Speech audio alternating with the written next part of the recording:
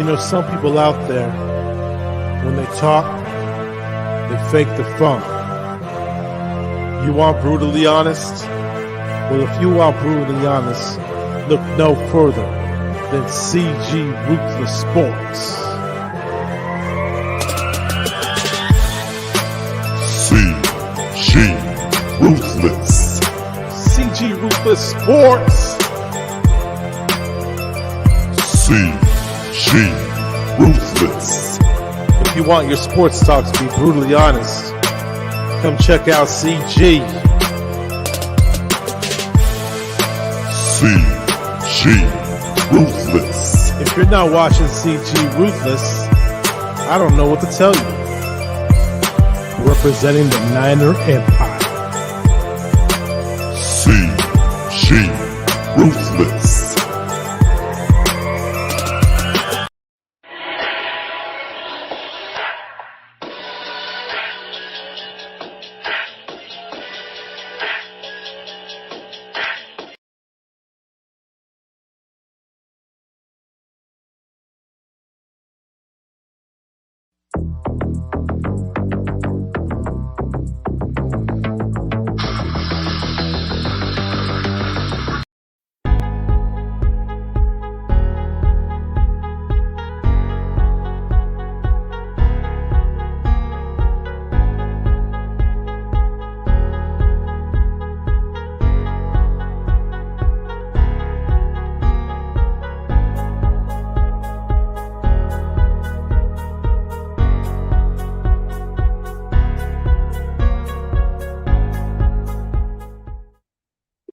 Yo, this is CG Ruthless Sports. I will be brutally honest, and nothing but being brutally honest, coming at you with a live stream. What's good, everybody? It's a good afternoon in this overcast weather of Fresno, man. It's pretty chilly over here since I'm working down the construction site doing my thing, man. Y'all want to jump in and talk some sports? Pop the link. It's right down here. Talk your sports and get on here, bro. Or do I need to start over again so I can get more people watching? Because it's kind of boring that I got to keep putting this time for nothing, man. They shouldn't be 0. It should be more than that. It should be 20 freaking people or 30 or 40 people watching. That's not the case here. What is it with you guys, man? Do I got to really start over? Because this is dumb. I shouldn't have to wait no longer than this. Man, this is boring. Ain't nobody coming to watch. Either I just need to go take a day off for the day or chill. It's your choice. Man. Guess everybody's doing their thing. Man, what the fuck? All right, I'm going to start over again. I better hope that there's more people watching because it's boring as hell if I don't get enough audience. You know, some people out there, when they talk, they fake the funk. You want brutally honest? Well, if you want brutally honest, look no further than CG Ruthless Sports. CG Ruthless. CG Ruthless Sports. CG Ruthless. If you want your sports talk to be brutally honest, come check out CG. CG Ruthless. If you're not watching CG Ruthless, I don't know what to tell you. Representing the Niner Empire. CG Ruthless.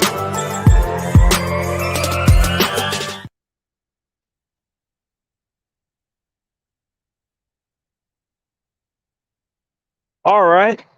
We got one person watching. Let's get on more people in the freaking building. And let's talk some football, guys. Let's talk some football. That's all I asked for. But here's the link. It's right in the description, man. Jump into the link and let's talk some football, guys. So we got a Monday Night Football. I tried the link and are having technical difficulty. The IT tech is supposed to come help. All right, you can jump on the link anytime you want, dude. Doesn't matter to me. Front Miner is having a live stream right now too. Damn. No wonder why everybody's having. No wonder why. That makes a lot of sense now since you got other people streaming. Now it kind of makes it hard for me to even get some people out here. Oh, bummer. I'll see if I can get more people out here. Probably just need to pass on the Twitter or something. 2 people coming. Now it's kind of coming in slowly, coming along. I'm pretty sure everybody else got a thing going on with the stream. I mean, you got Mr. YTC streaming a football game with his Giants. You got quite a few other Niners content creators doing their thing. I think Sickness is doing a stream with, I don't know if he's still streaming with Pale, so that could be the thing right there. So we'll see. We'll see what happens, but we'll wait and see. 3 people coming, so maybe they're starting to shut up. Maybe their streams are starting to end a little here and there, which is all right. No biggie. But the link is right down there if you guys want to jump in. Ah, man. So we got some. We got to look at the matchups. So I'm probably gonna post up a preview maybe by tomorrow. So I'll probably just post up what's the likely matchup for us to have against the Cardinals. So we'll wait and see how that plays out. But I'm hearing injury reports about Kyler Murray not playing. But then there's been other sides saying, "Oh, he may play this week." So I don't know which one it is. Whatever one we're getting. I'm hearing that, hey, we're going to probably play Colt McCoy, or we're going to probably just play not 100% Kyler Murray. I'd rather play a not 100% Kyler Murray than play a Colt McCoy, because if we play a Colt McCoy, we're just going to hear excuses from Cardinal fans. They're going to say, oh, you didn't beat us at our best. If we beat them with Murray, it's going to end their excuses. They're just going to come up with dumb excuses. Like, the only fair argument they would only come up with is, you beat Kyler, but he wasn't at 100%. That would be the only okay excuse to use. Yeah. Disagree. I think with Kyler Murray, that's a different game, dude. Colt McCoy, you're not going to beat us. I don't know. Colt McCoy is an okay quarterback. He's not that great, but he's all right. You guys are not good against us. We can beat you guys. The only team that's better than us is the Seahawks, and you guys are not in the same level as them. I've read 1 to 3 weeks on so many articles. That's what I'm tricky about. I'm kind of thinking inside my head, like, what is the matchup? Like, Cardinals, we're gonna play a Cardinals that's a little wounded too. No JJ Watt, but who's gonna fill in? That's gonna be tough to replace because of his presence. But yeah, okay enough to pull a W. Well, I don't know. If you have Kyler Murray, then maybe you guys win for sure. But no Kyler Murray, that's going to be tough, dude. Sorry to say it, but that's not going to be an easy win, bro. It's going to be a tough one. I think you guys, if you had Kyler Murray, I would think differently. But since you have maybe Colt McCoy, you may only just have an okay game, but you're not going to beat us with Colt McCoy. Kyler Murray, you will, yes. But I got to wait and see what the updates are if Kyler's going to play or not. If Kyler doesn't play, then I got confidence we're going to beat you guys. Because Colt McCoy doesn't do much. He's only like a limited passer. He's an okay passer. He barely scrambles. He's an undersized guy. He's a guy you can rally around. Maybe about 2 or 3 games you can get good out of him, but he's not your serviceable starter for the long haul, bro. Like, he's a kind of guy you want to root for, but at the same time, he's not going to get you guys anywhere. Since we're coming back healthy, we're going to get George Kittle back. George Kittle's coming back. What's his name? We're going to have Dre Greenlaw coming back. Robbie Gold's coming back. And then we're going to get some other players. We got Alshire coming back this week. And we're going to get our other player coming back, so that's going to be good.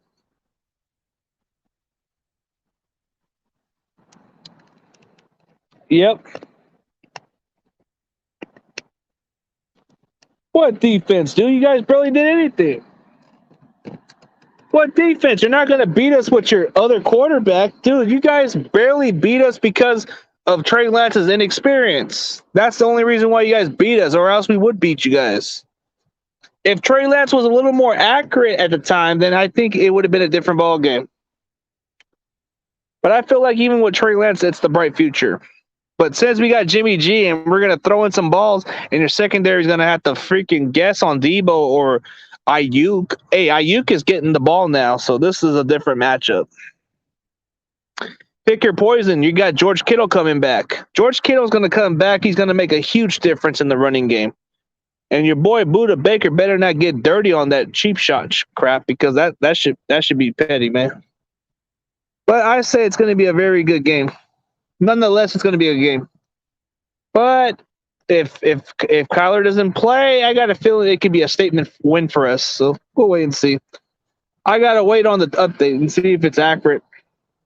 There's 2 different articles saying that maybe that Kyler can play this week. Maybe.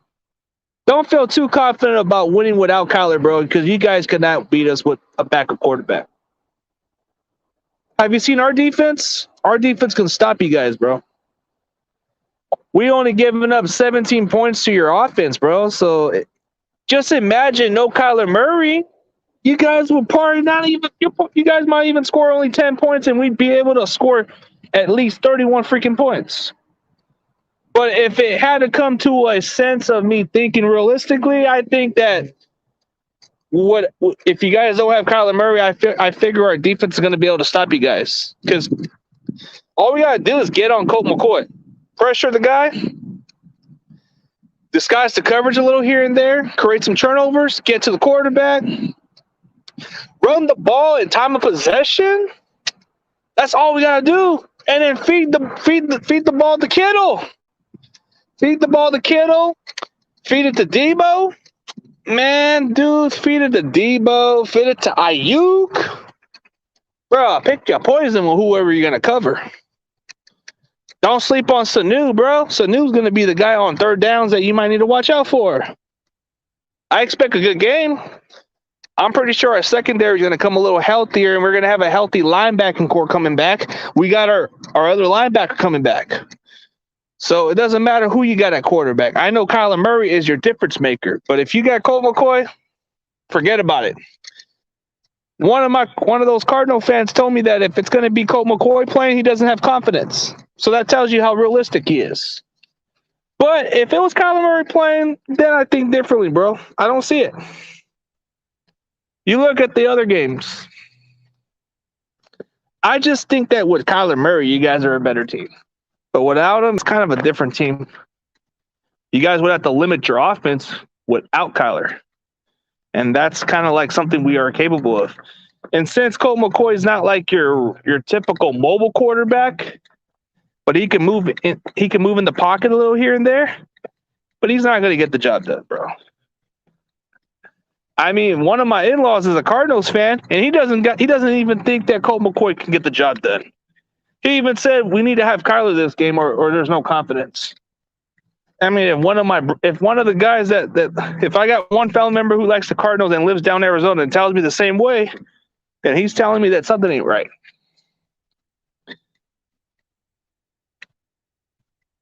How they're going to make up for the ability? We got good run stoppers now. We're getting some guys coming back. Have you seen our running backs?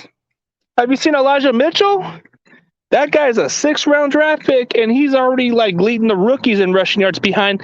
I think he's like second. I think he's second behind Najee Harris, I believe. One of the running backs. He's like top running back in the rookie class. See, that's a good argument for David.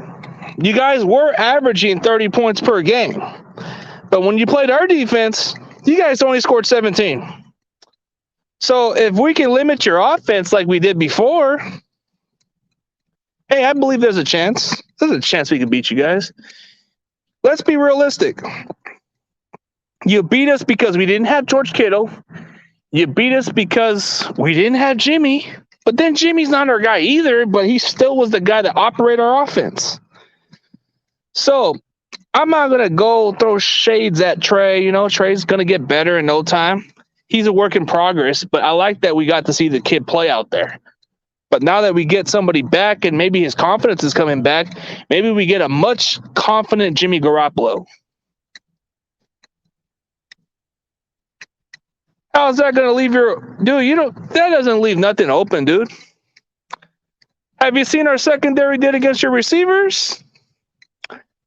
You guys may have ran the ball like solidly good, but did any of your receivers broke out? Hawkins was like probably the only one that did solid for you guys. The rest of them did okay. The rest of them were shut down, bro. Dude, you guys were averaging 30 plus points a game on offense, and we were able to stop you guys with 17 points. I mean, I feel like you guys are a good offense, but if our defense can really stop your offense for that time being, then there's confidence. A veteran, bro. He was our backup before. That's like saying you had Blaine Gabbert, and that guy sucks too. Veterans, yeah. Veterans matter because of the experience, but what has Colt McCoy done? He hasn't done squat. The guy's only his best victory was against Bill Belichick's Patriots as a Cleveland Browns. I don't know, the Monday Night Football against the Cowboys? I don't know. That was pretty much his only spark. The rest of them were all mediocre. That was one game. But you didn't play against Kittle. You didn't play against Dre Greenlaw. We're going to have Dre Greenlaw back. Okay. You know that we got our linebacker coming back, right? And our kicker's coming back. And we got a lot of key players coming back this week. I'm pretty sure the run stop will probably not be as bad as it is. We got a lot of guys returning. Yep, I agree for one reason. Hey, like I said, man, I'm 50-50 on you guys. You know, I'm not sure. I'm not really sure if we're going to beat you guys. But I know for sure if we play Colt McCoy, I'm pretty confident that we can beat you guys. But if it's Kyler Murray, I'm 50-50. Like, I don't know. Because even with a less 100% Kyler Murray, you feel that you still have a chance. That would be the only difference. But if you got Colt McCoy, I don't know. That makes me feel better. Just like the Bears game, it made me feel better. Then we got the Rams coming up after that because we own the Rams. After the Cardinals, we got the team we own. We own the Rams.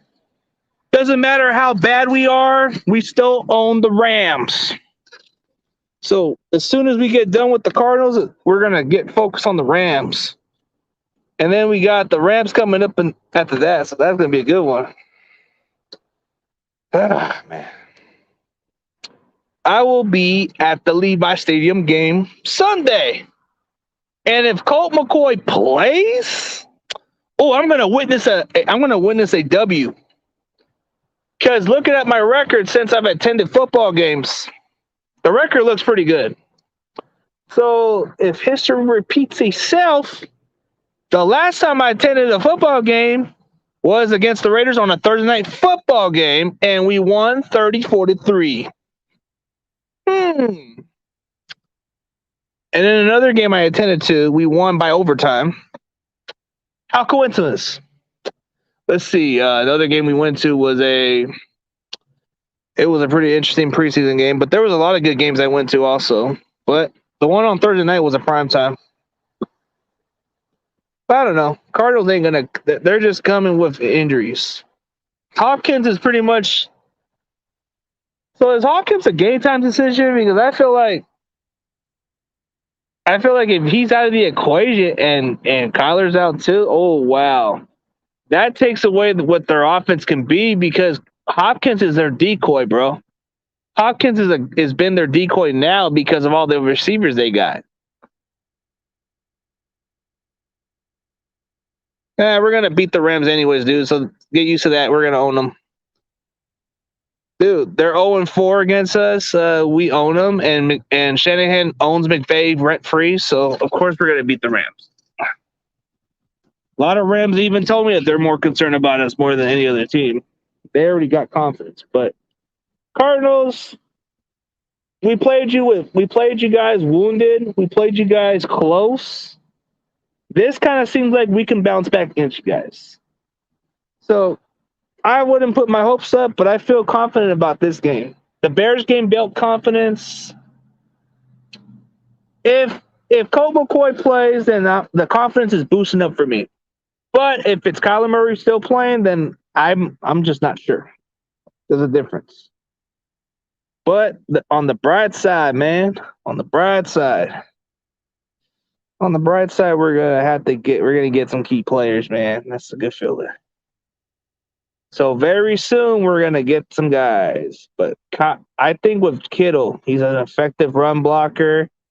He's definitely a game changer. So that's been Jimmy's security blanket is George Kittle. So you got to get somebody that's his security blanket, and that's going to make a huge difference. And then the running game should be a factor. So looking at the matchup, Elijah Mitchell is on a roll. So looking at the rookie stats of his rushing yards, I think Najee Harris is the leading rusher for the rookie class, but then you got another guy too that's in between, but I think Elijah's really close, really up there. Like I think he's in the top 3 with rookie rushing yards, and he's actually the up and coming guy. So he can be the guy that leads the.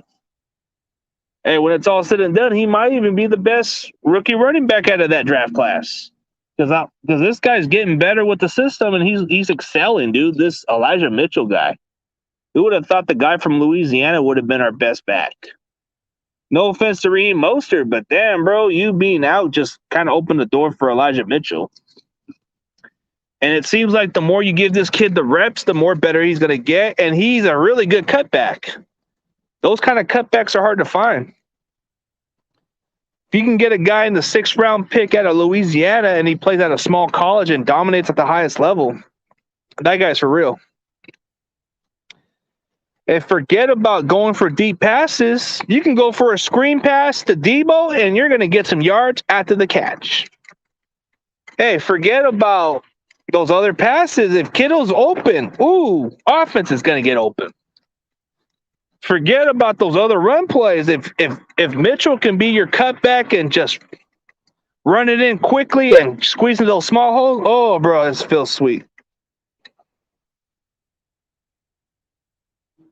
So D-line Givens and Willis will get more snaps due to being in game shape. We will get Alshire and D Ford back. Ooh, that's going to be a huge difference, bro. So the rotation's going to look good. Hey, I expect the Cardinals to play good anyways, so I'm not even expecting much out of it. Hey, the pressure's on the Cardinals. You guys are what you guys say? What'd you guys say last week? You guys are Super Bowl contenders? You guys said you guys are going to the Super Bowl? I guess you guys are going to the Super Bowl. We'll see, man. Hey, but the Rams are going all in, dude. The Rams, bro. Hey, talking all that Cardinals, man, I want to see if Arizona could handle adversity against teams like the Rams who are going all in, bro. I've said it from the get-go that maybe the Rams are the team to win that division. And it's coming from a Niners fan because they're actually making some moves and trying to, get a strong push for that Super Bowl, bro. So what? Cardinals beat them early in the season. That don't mean squat, bro. That don't mean squat. Because you're not playing them at their full strength now. You're not playing us at our full strength. But hey, you guys beat us. That's all that matters. You beat us with a rookie quarterback who still needs to learn our offense, but he's a really good player, and it's a bright future for him. You definitely beat us without our star tight end. There's no excuse. We played a really close game. We played with a heart out there.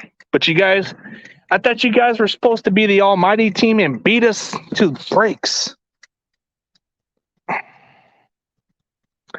This almighty Cardinals team, man, you guys are supposed to destroy us. But you couldn't do that. You only score 17 points, Cardinals. You're not the almighty like everybody thinks you are. What's up, Titan Troll? What's up? Hey, you think it's true what I'm saying, that those Cardinals are not exactly what they are? Yes. Hey, they couldn't even... Dude, they're supposed to average 30 points a game, right? Yes. How come they only scored 17? Because I guess our defense is better. Yeah. Yeah, Rams are trading for Von Miller because they definitely need to... They definitely need to make a push for the Super Bowl. So I can understand why the Rams are doing it, because they're like that kind of team that's running out of patience. I like that direction. Go all in, see how it works. We did it before with Emmanuel Sanders trade, and that kind of took us to the Super Bowl. But if we can make another move like that, that would be nice. But I don't see it happening, man.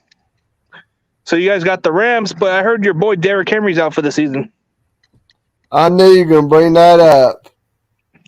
Man, I didn't even know he was injured, but what happened? A Jones fractured or something? Something in his foot. Yeah, it's called a Jones fractured or something. Yeah, but so that's going to require surgery. He'll get it fixed. He'll get it fixed, and he'll be back. Hopefully, man. But you guys just signed my boy Adrian Peterson from the Sooners, bro. He's coming. You guys signed him. Well, we'll see how he does. We'll see how he does. Who's your other running back you guys got? I know you guys got him.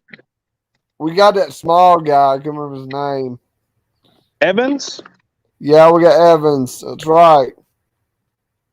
That's the guy you guys drafted in the early rounds, but that sucks, man. But I hope hopefully that makes up for it. We need you guys to beat the Rams. What's up, John Jay? What up? Condolences to your running back. Thanks, oh yeah, man. hey, huge shout out to Pac-Man Sports right here. He's saying Adrian Peterson can hold down the fort for the Titans. Hey, I'm just hoping that the Titans can pull up an upset, man. Ah, come on, dude. Warriors come out to play. What, you got the mask? You got the mask? hey! You and Roberto talking trash about my team, so I'm not gonna forget that. Oh man. Anyway, I got something better for you. John Jay. Watch, I'll show you. It's a funny one. Oh no. No, it's not a Warrior. It's something else. Jimmy G owns the Bears. He's 2-0 against the Bears. Was he? I think he lost a couple games to the Bears before. No, he's only played 2 games against the Bears. He's 2-0. Oh yeah, we lost with our backup with Mullins and the other guys. Okay, I get it. And then of course Deebo Samuel. Deebo, man, Deebo. He also owns the Bears with 170 yards. Hey, Deebo all day. Hey, but are you gonna make a meme with the Cardinals next if we come up with a win? if we beat the Cardinals, yes. Yes. What kind of meme are you gonna make out of it? Yeah, it's a shame that Henry went down and needs surgery. Anyway, yeah. And then tight end, dude. Once we Niners all day, you're gonna also have your own little Deebo. Deebo with Kittle.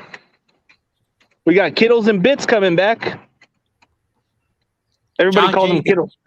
John Jay, did Butters pay on his bet? Well, CEO hasn't been on the thing, so if CEO comes on, he can't talk trash for a week. He's been quiet, bro. And I heard his bet. I heard Butters' bet is supposed to be like if his Bears doesn't finish any better than 7 wins or something like that, he has to change his profile. He has to change his channel name to Go Pack Go Butters. No, he needs to change his name to It's Niners All Day. Hey, what's up, Titan Troll, man? So, can you guys beat it? Can you guys beat the Rams, please? We need you guys to beat the Rams. Yes, we'll beat the Rams. We need you guys to beat the Rams. Even without Derrick Henry, I know you guys have a good passing game because you got Julio Jones, you got A.J. Brown, and you got the other guy that you just signed from the Rams too. What's his name? Josh Reynolds, and quite a few other guys. So tight ends. Do you live? Well, we don't know. We haven't played Josh Reynolds that much. Mm-hmm. Oh, so you haven't. But this guy's asking you a question now. John Jay wants to ask you a question. Hey, so do you live anywhere around the Tennessee area? The Tennessee? I live Where in you- Knoxville, Oh, Knoxville. but I'm from Greenville. Is it a place where people like should travel and visit? Yes. Okay. Is it real country out there? Like real country? Real country. If you're going outside Knoxville, it's country. Country. Yeah. My uncle is from Arizona, but he's from the country outside of Phoenix. So he's country. He's country. Like this white guy from Arizona, from the country, moved to San Francisco for whatever the reason, married a Nicaraguan woman, and my cousins are half white, half Nicaraguan.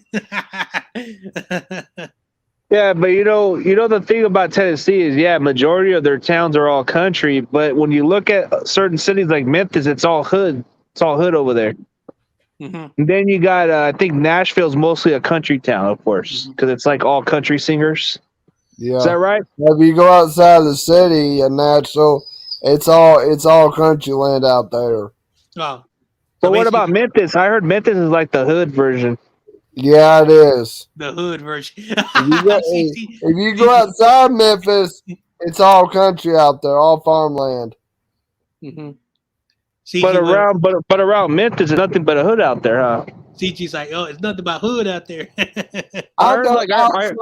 Outside Memphis, it's all country. If you go outside the city, definitely. If you're leaving Memphis, all out there. That's all country. Towns. Yeah. Yeah, all country from driving down Tennessee. I've heard like majority of the area, like it's all country all over Tennessee. No matter if you're leaving outside. Yep, that's true. So all right. Let me ask you a question. How are the country ladies out there? How are the ladies out there in the country? Are they ladies you like to date, or? I don't have a girlfriend, dude, and it's gonna stay that way. Well, no. I'm asking, like, say John Jay went to Tennessee and he saw some country ladies. Should John Jay, like ask him out? Yeah. Okay. All right, good to know.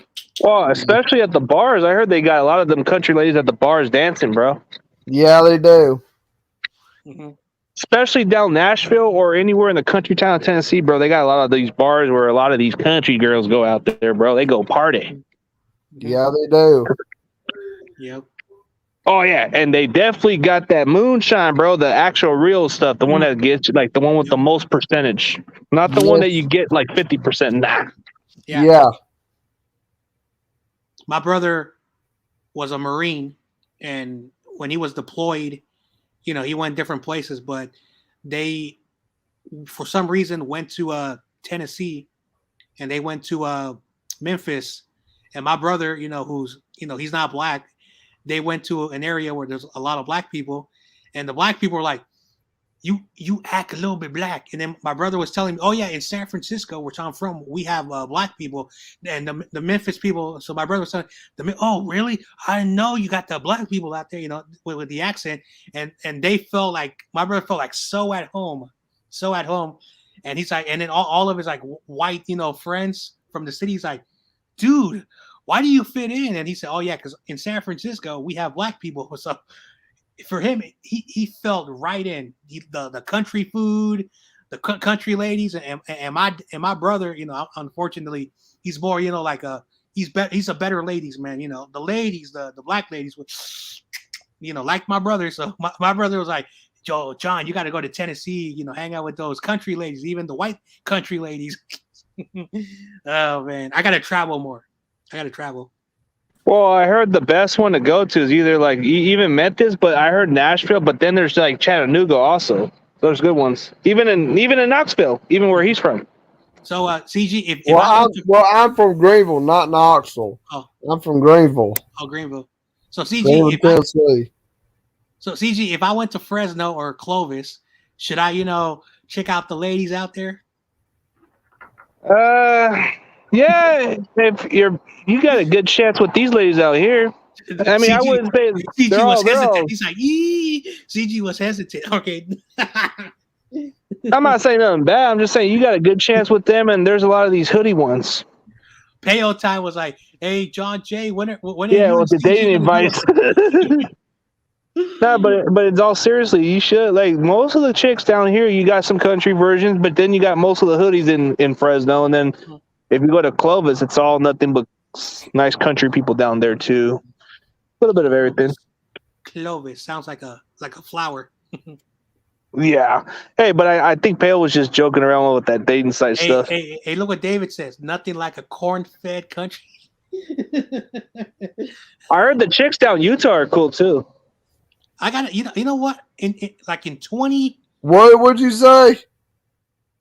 I heard them chicks in Utah or somewhere down Nevada, those native tribe girls. Oh, I heard they were freaking cool, bro. Listen, Well, in 2023, Utah people are crazy because they're Normans.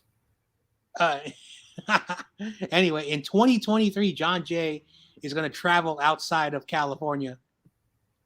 I might go to Nevada first, hang out in Las Vegas. Hey, Las Vegas is where you get party and get gamble and get some ladies out there, bro. Yeah.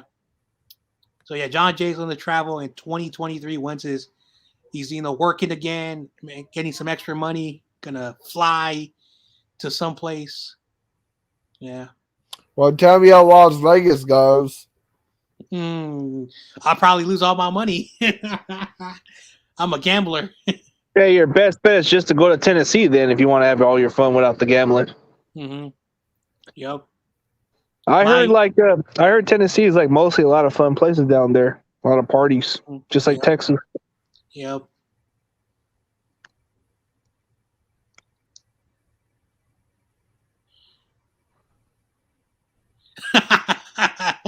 Tight intro is correct. Us Utah folks are crazy, and I'm not a Mormon. Well, them Utah chicks, man, they're too religious then, I guess. Hey, so I have a question for David because he's from Utah. So I have a question for David because he's from Utah. Looks like there's some feedback. Anyway, so would you recommend John Jay going to Utah? No. The Chinese guy said no.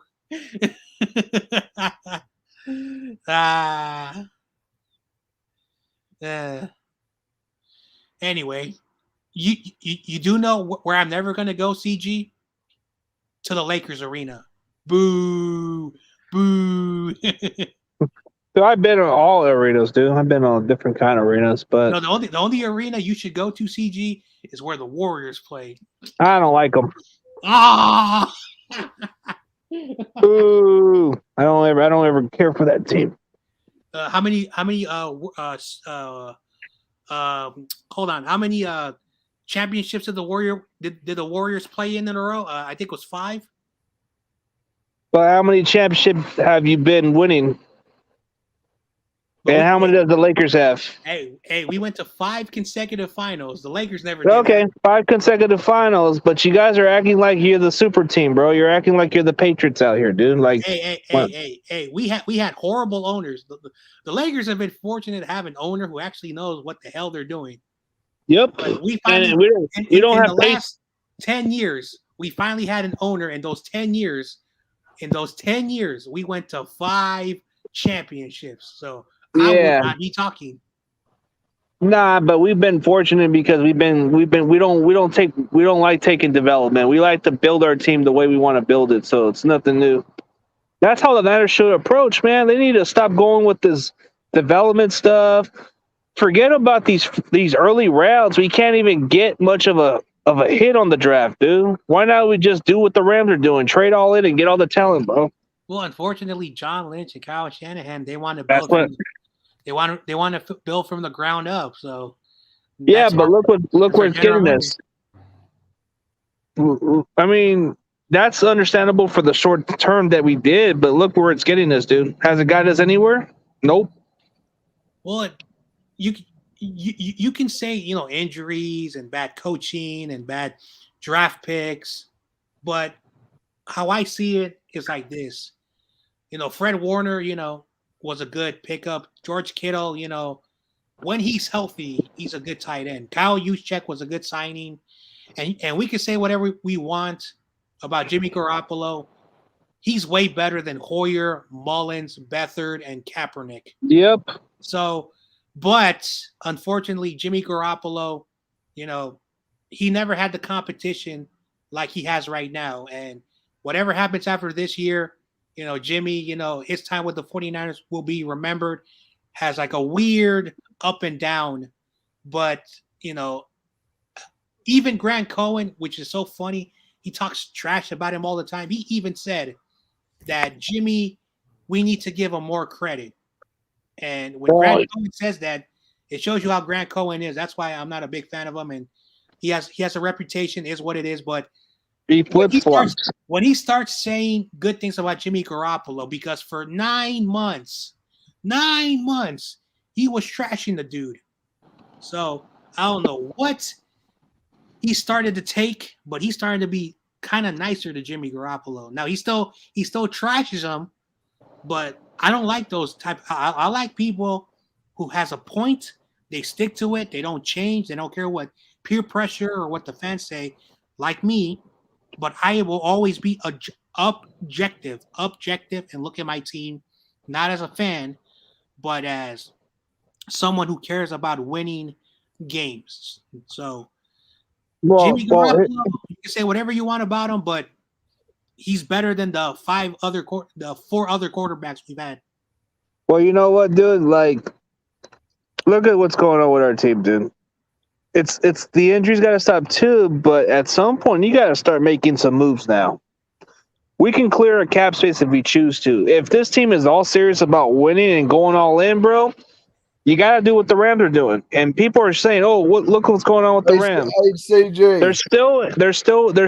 They're still successful with Sean McVay. They're still making good moves, and I hate to say it, bro. I've been talking all that smack about how the Rams are gonna eventually have everything backfire. It's not the case. Hey, CG. What's up, man? I gotta go charge up my laptop, bro. All right, man. I'll get you around. All right, man.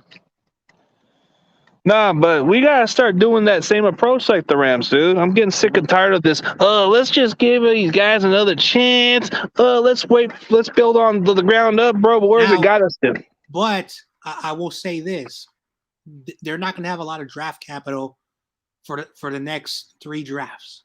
So who needs draft capital? Who needs draft capital? You need to win. But you look at the Patriots. Look at the Patriots. Look at all the other teams. They do that. The Patriots are more smarter. They always trade good players a year before their contracts are up, so the other teams will deal with the money. What do the Patriots do really well? They draft good defensive players.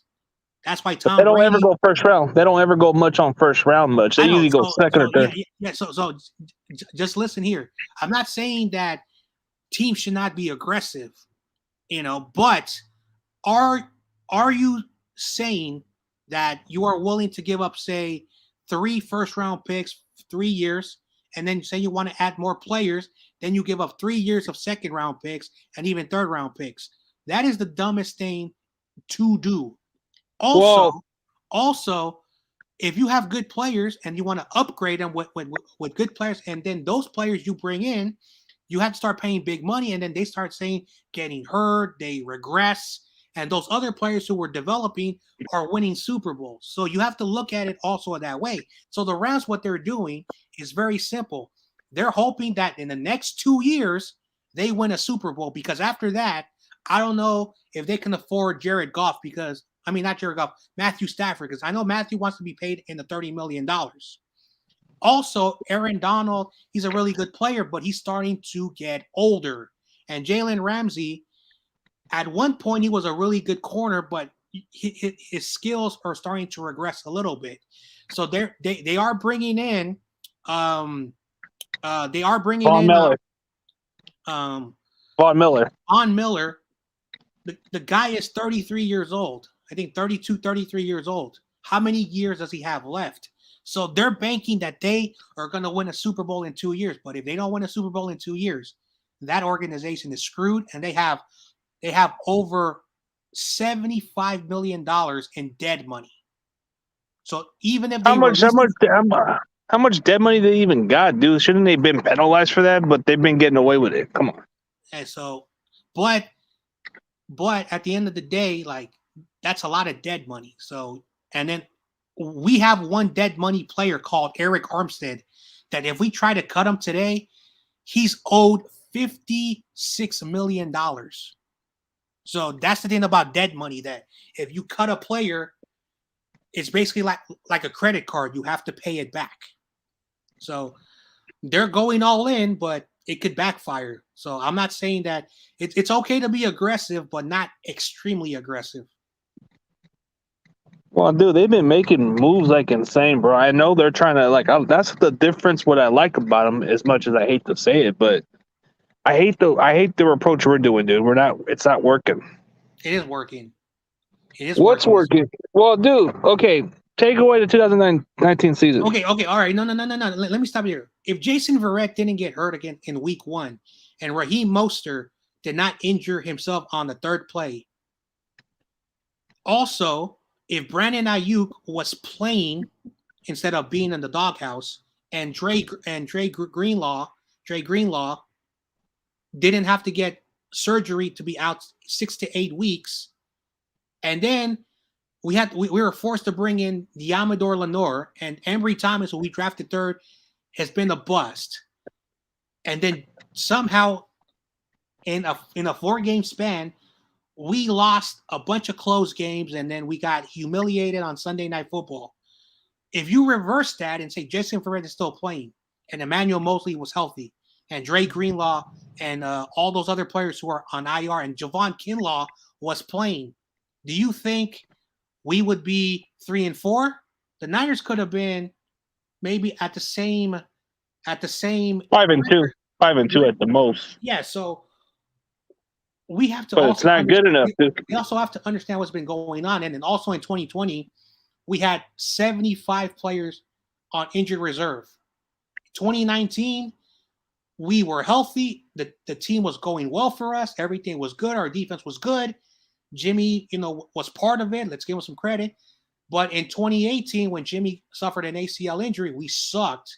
And in 2017, Jimmy came in and gave us a bit of faith, winning 6 games in a row. So we have developed some really good players. It's just that our players are never healthy when we need them.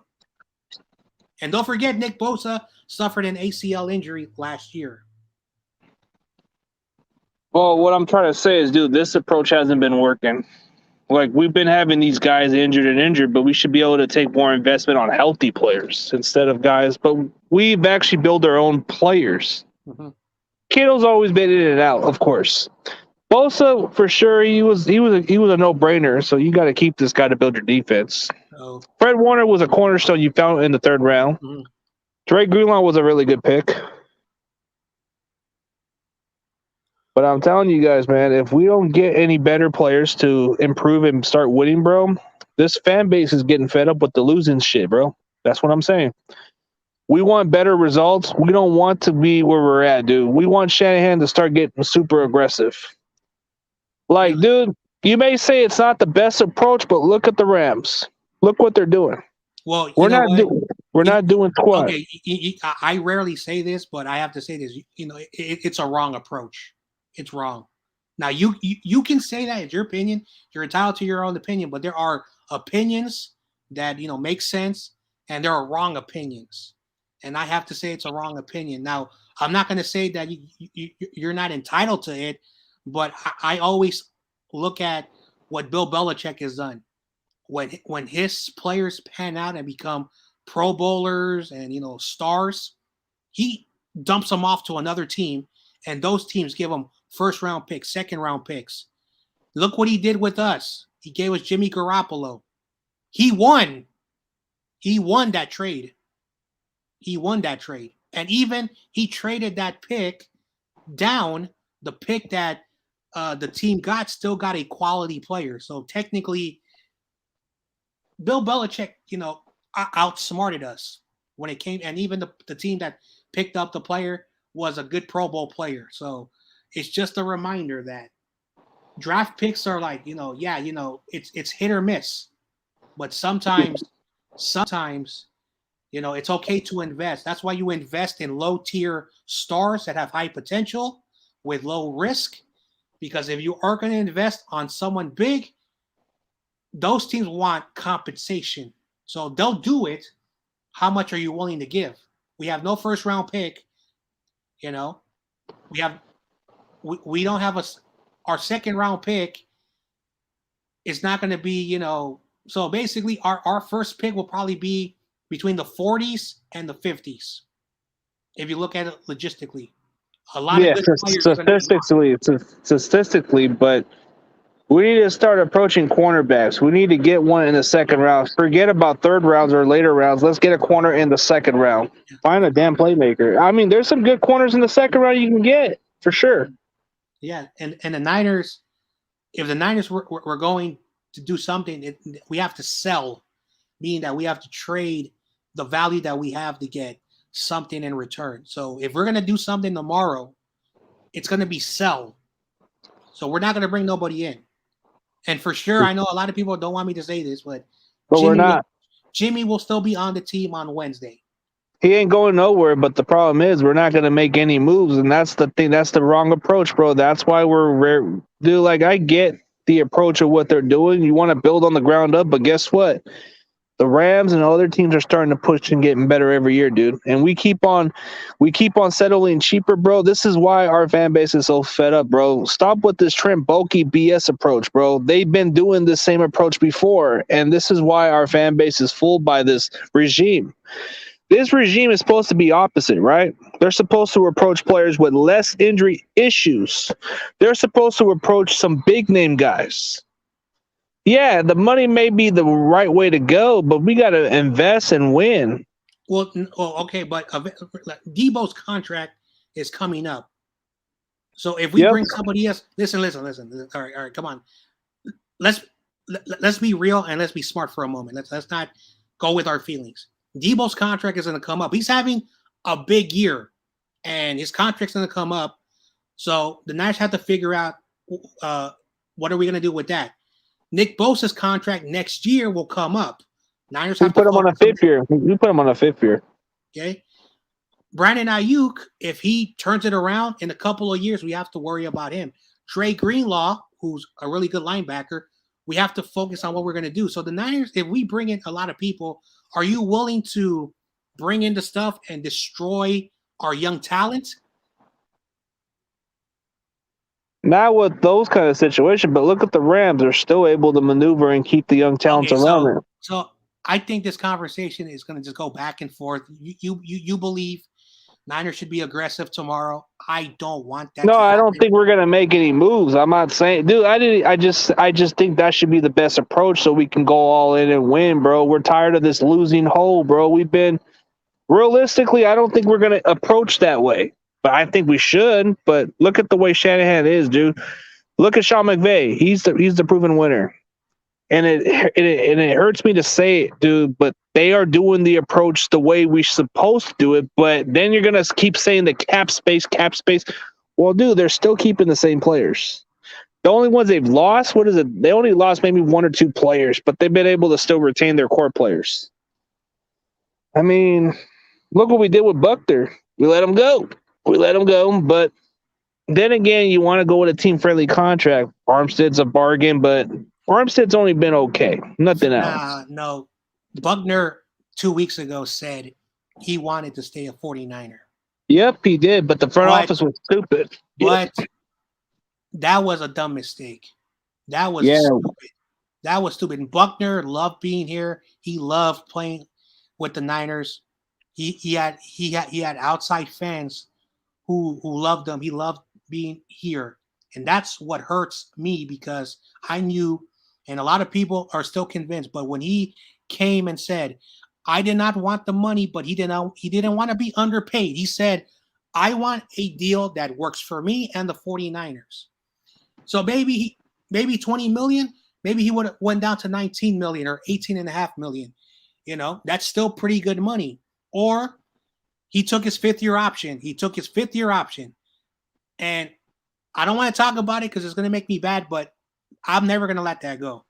So Yeah, that was a dumb move. And plus, yeah, we did get our first round, but But- look who's replacing him. He's having I knee understand. problems. I understand what you're saying. That you want the Niners to be aggressive, and you know that they're probably not.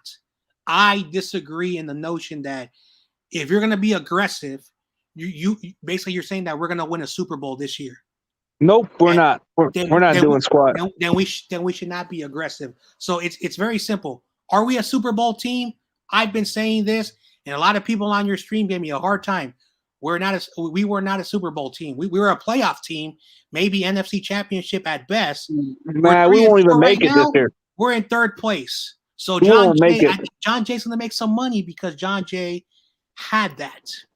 But I predicted us third place because of our talent and the way we haven't been approaching. I had us third place with an 11-6 record.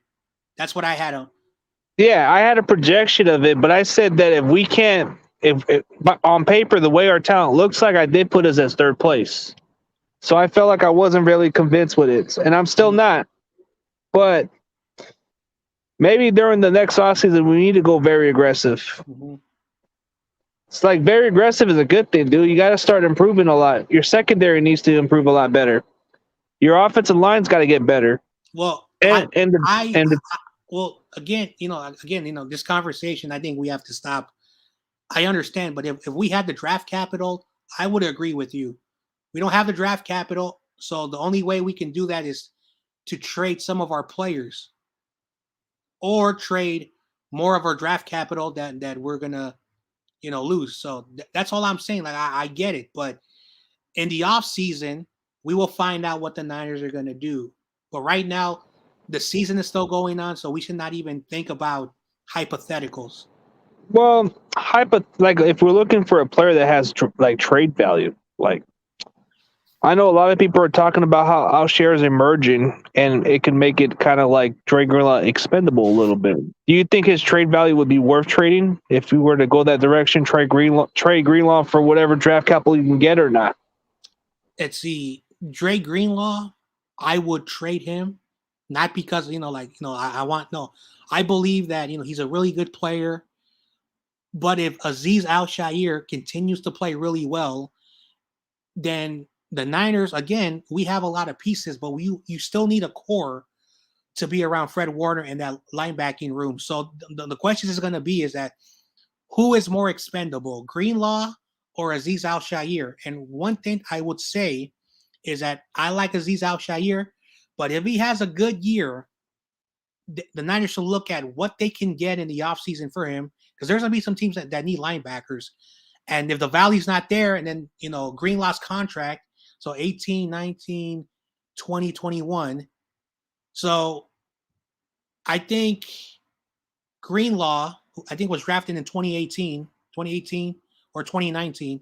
2019 in the 5th round, but I'll be right back. I gotta do a round check. But it's a good question. Hypothetically, let's say Al-Shaair is playing great, and there's teams calling for a linebacker, and they want to Dre Greenlaw because they know his role's been diminished a little bit. Mm-hmm. What would you give up for his value? Let's say, for example, a team that needs a linebacker. Let's say they give us a 3rd round pick for him. Would you take it or not? For a player who was drafted in the 5th round who has exceeded high expectations, I would see 3 round, like a 3rd round, but try to see what team is willing to give us a 2nd round. But 3rd round should be the minimum, but then you should also try to see a 2nd round, because remember, he's really good. He's really good. No, but hypothetically, of course, when players emerge and they make certain players expendable, you can always look for trade values. But I know, and I give you my answer, but for some reason, you want to explore if they can give us a higher bid. And we've been that would be a good smart strategy for a desperate team. Yeah. Let's say Houston gives us a 2nd round since they have no good front office. Yeah, let's take it. Yeah. That would be smart. Houston would be dumb. They'll give us a 2nd round pick for Dre Greenlaw. Dude, I get it, bro. It's cool. But I feel like Al-Shaair is emerging, and it can be really hard. So what's up, TRL? I'll be right back. I got to go do a checkup. What's up?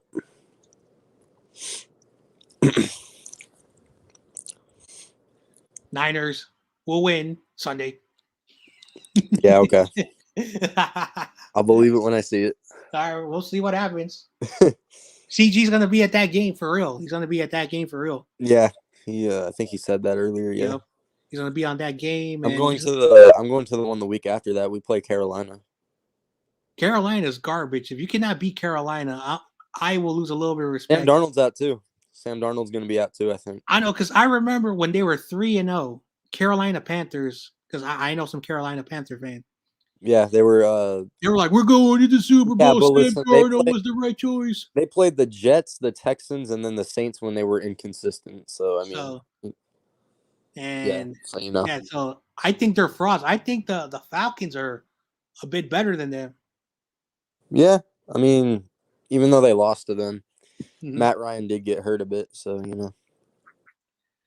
So how's the wide receiver? Because someone told me that he's dealing with a hamstring. Who, Hopkins? Yeah. Yeah, he's dealing with a hamstring issue. During that Green Bay game, he only played like 10 snaps, I want to say, and he had 2 catches for 66 yards. Does your team practice on the grass or on a turf? As far as I know, they practice on a turf, and it's not really a good one too. So. Yeah, because the Niners, their football stadium, we have grass, but I don't know what's wrong with it because teams have complained about the grass. But on their practice field, I think they work on turf, and I don't know why they do that. Like I think the league needs to like step in because like there's a guy called Mike Schumann. He if you go to my channel, you can check out the interview. But we spoke privately for an hour, and he told me when he was drafted, the stadium at Candlestick Park had a turf, and at the time the players were complaining about the turf, and then the Candlestick went back to grass, and the injuries went away. So I think turf, it sounds good, but you're seeing all the injuries around the league. I mean, everywhere now, every player around the league is getting hurt because I got this guy, he's an insider who follows me on Instagram. He's a good dude. And he's telling me, yo, man, I have never seen all these injuries of players on every team. And I mean, like, really good players. And I'm like, now you know how I feel with my dumb football team. So hopefully the league starts to realize it. It makes no sense too, because if you actually like go to their actual stadium and if you look at it, they play on actual grass. So I don't understand like how that works. But yeah, the players, especially during our practice facility, it's like, they don't really do full on contact during practices, and they still get hurt. Like they just make that one mistake, and But yeah, Hopkins, he has a hamstring issue. We're getting Rodney Hudson back, our starting center. So our O-line should be a lot better with, not us having any bad snaps like we've had since he's been out. But yeah, and I think we're getting most of our D-line back too from COVID protocols. So yeah, that's about it. Just DeAndre. Yep. Yeah. George Kittle will be back. CG knows Matt Mayoko. He's the number one guy at 49er land. And he says that they're getting Kittle back, and some of the former players from the 49ers talk show are saying that Kittle is coming back. So you have 4 former players who played, with the Niners confirming it, and also our top insider. Ayuk is starting. And our kicker coming back. Ayuk is finally getting more snaps on the field. He had 4 catches for like 56 yards. Mohamed Sanu had his best game so far. And of course, Deebo Samuel, I'm not even going to talk about him, 170 yards. And if the offensive line blocks well and provides Elijah Mitchell, and I'm not trying to say that your defense is bad like the Bears, but if we're able to match up, I think it's going to be a very close game. I think it's going to be very exciting, but I think it's going to be a close game either way. It's an NFC West game. But Kyle would be close. like, the first drive, we go down, score a touchdown, everything's good, and then Kyle starts to like do something dumb and stupid, and then the Cardinals will capitalize on our dumb mistakes. So Yeah, well, I mean, Hopefully, you had hopefully. the first game you had Trey Lance starting, and it was his first start, so he made mistakes. Obviously, with Jimmy G playing, it's going to be completely different. Like I'm not like, and I'm not saying George Kittle's going to suck, but he is coming off of an injury, so we don't know how he's going to play. We don't know if he's going to like play really, really good right off the bat. So and Brandon Ayuk, I don't even understand why he wasn't getting involved in the first place. But and then just Debo Samuel. I don't think Byron Murphy was playing when we played you guys last time, and now he's playing. So I think Debo Samuel. I'm not saying we're going to completely lock him up, but I'm saying I don't think he's going to get 170 yards on us. So, oh, Butters. Well, the trajectory for Debo versus Murphy, I think it's going to probably be between the 60-yard range, and then you probably get Kittle in the passing game a lot, and then most of the factor with Kittle is our run block, because once we open up the run block more, it's going to open up the running game for Mitchell to run free a little bit. So I think the way Mitchell's been playing, I don't think it matters what defense we're playing, dude. Mitchell's going to be able to run loose a little here and there. I know, because he was averaging 5 yards on 9 carries. Especially against our run defense. Mm-hmm. Yeah, and that's what we should do, is exploit that weakness, bro. We got Kittle back. Kittle's going to be able to open up that running game better. Yeah, and we have no more J.J. Watt, who was our best run defender too. So which is why this dumbass general manager of ours needs to get Fletcher Cox in the building before the deadline. But yeah, we'll see what happens. What do I know? We'll see what happens. And then you guys got Zach Ertz too, so that could be an X factor right there.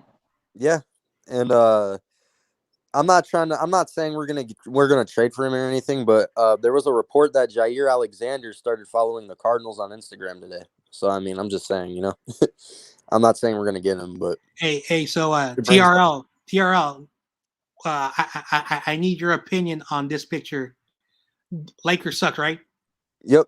Come on, man.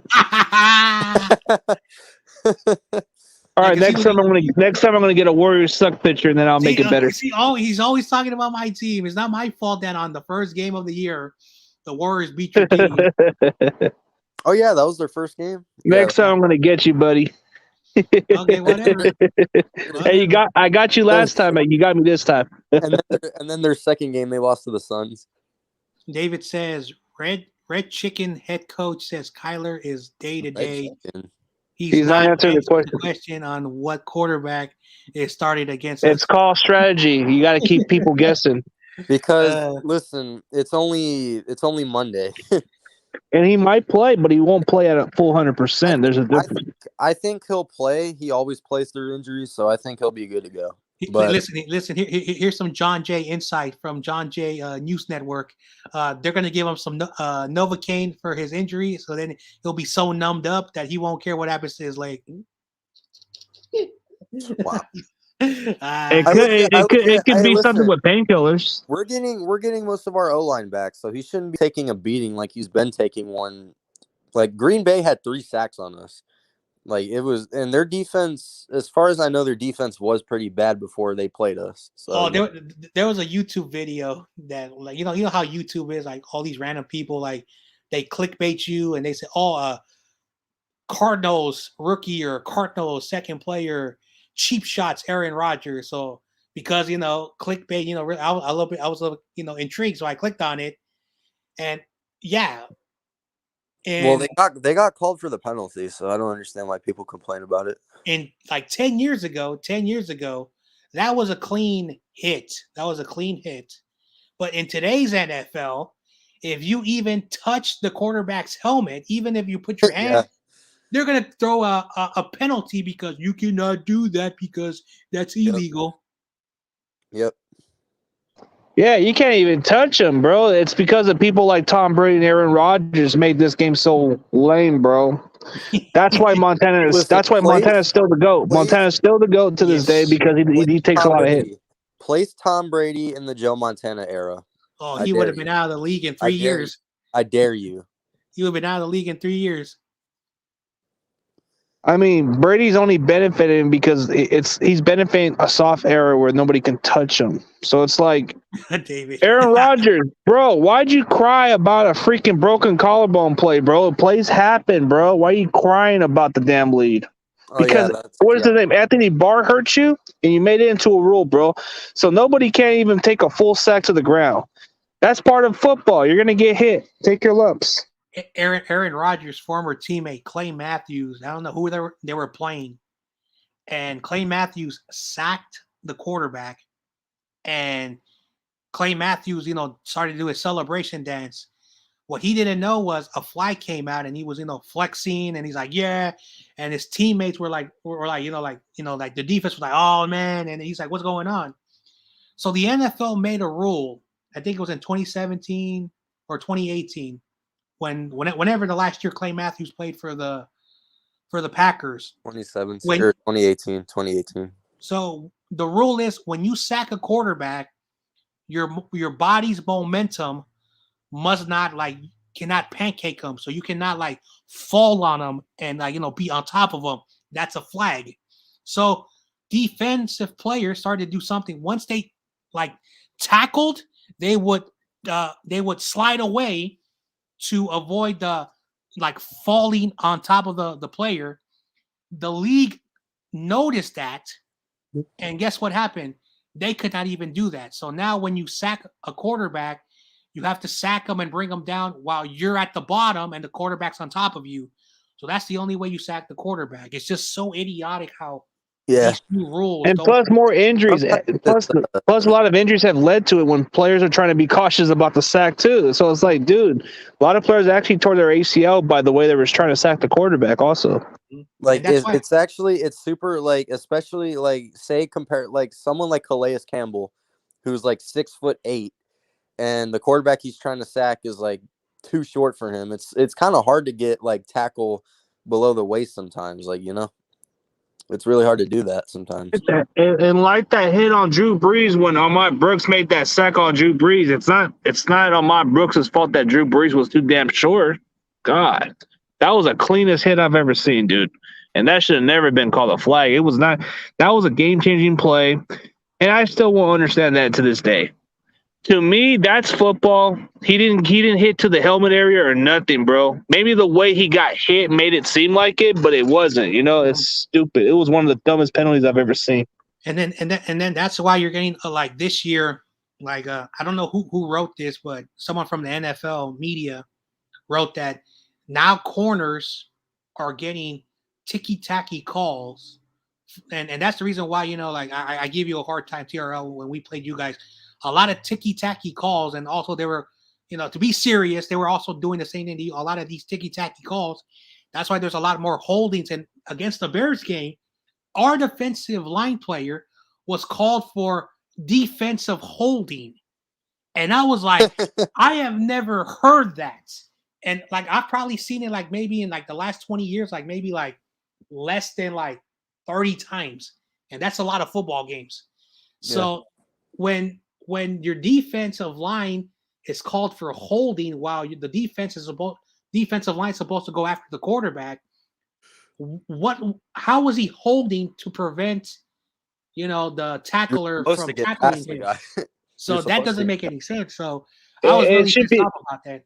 It should be considered that to me doesn't seem like a penalty to me. Mm-hmm. It's more like who's going to tackle who.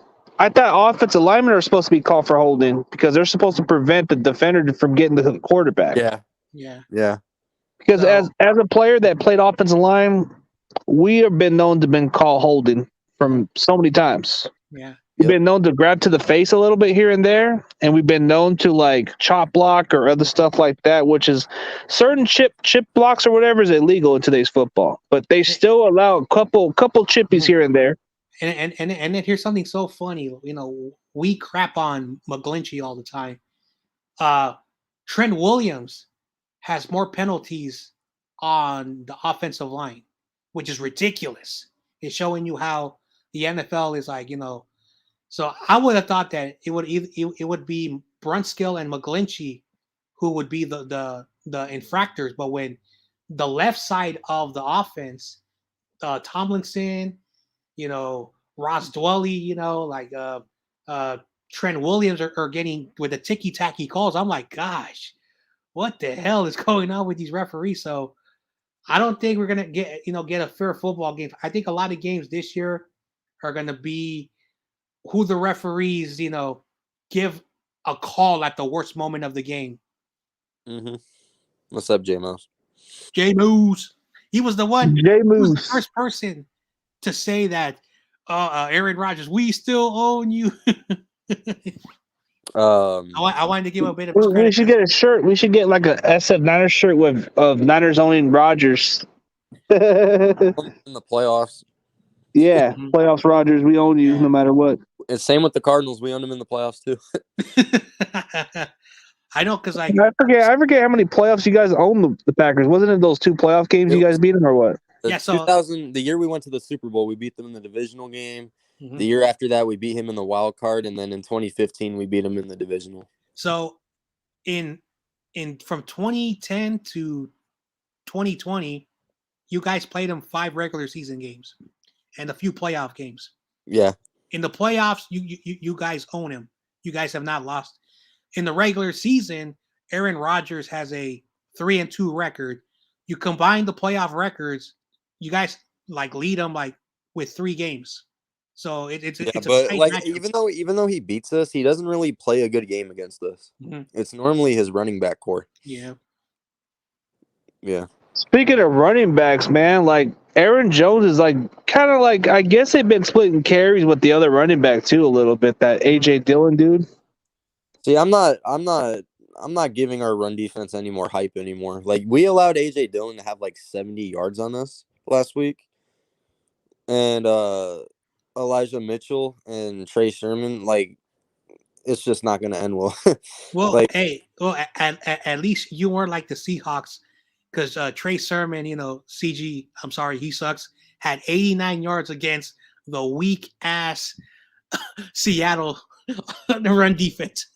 Hey, but let me ask you a question. Was it because was it because of the fact that we weren't running it as much? If we would have ran it more and we were having a closer game, that it would have been different. But it had to do with the fact we were behind, and that's why they passed the ball more. And Trey Sermon did have about, almost 5 yards of carry or something? With Tommy Huxley's comment, I think TRL's going to like this. That is the dumbest fucking comparison I think I've heard all year. Niners won't run 100-plus yards on you this game. Said Aaron Rodgers is better than Kyler Murray. Yeah, no shit. Of course, Aaron Rodgers, bro. But he's the greatest crybaby of all time. Him and Tom Brady. That's got to be the dumbest comparison I've ever read this season. No. TRL. Tommy Huxley is a joker. He's just messing with you. Oh yeah. Well, okay. I mean, if you want to make a fair argument for Kyler Murray, you would have to put him between the likes of what's another quarterback? Him and what's his name? Justin Herbert and him would be a good argument. Yeah. Or somebody like people or Mayfield.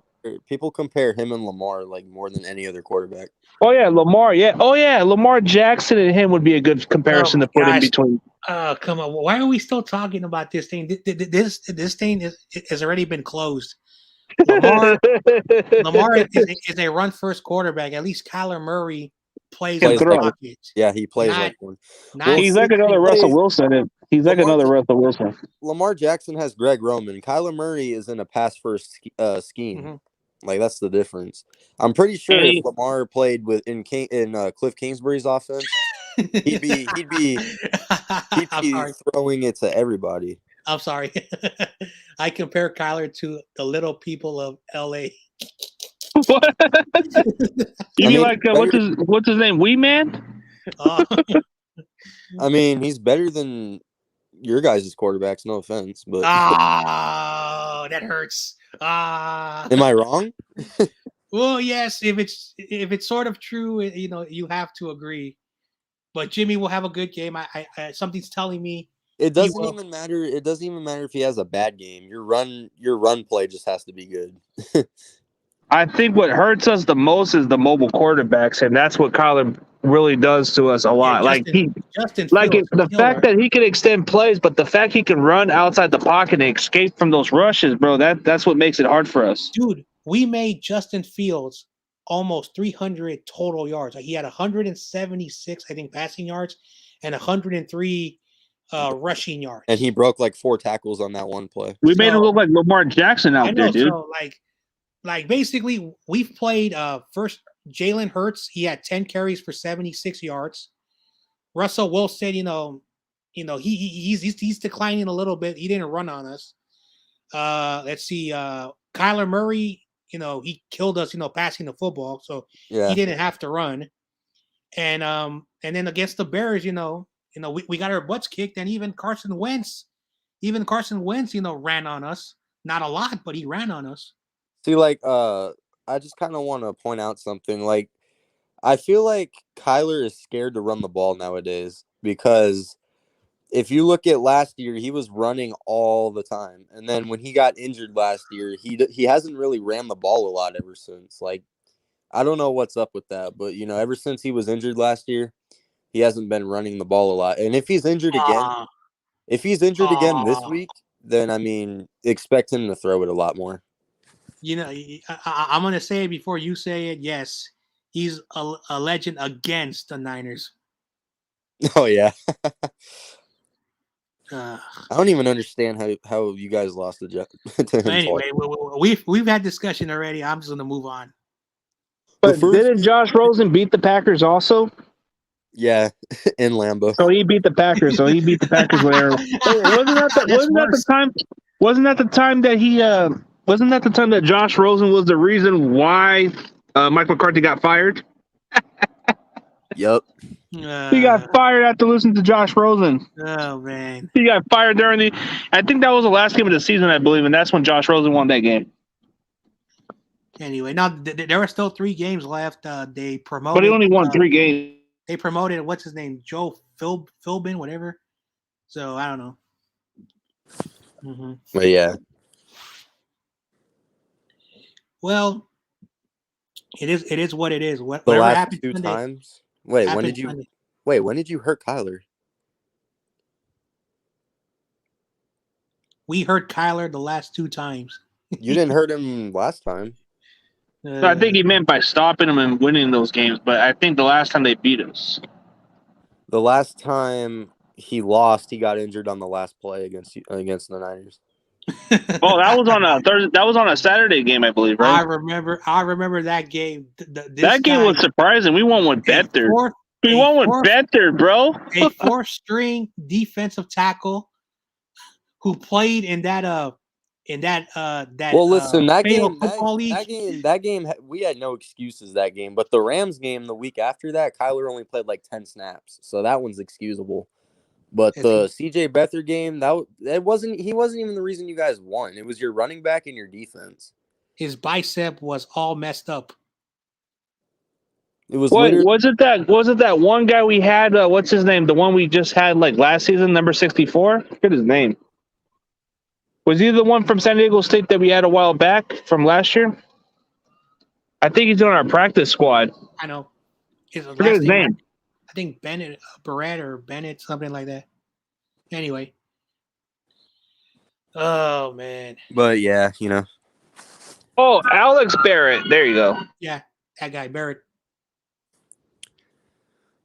Yeah. So, CG, when you're at Levi Stadium, I'm going to lose a little bit of respect for you. Boo, Candlestick. I still support my team despite whatever they do.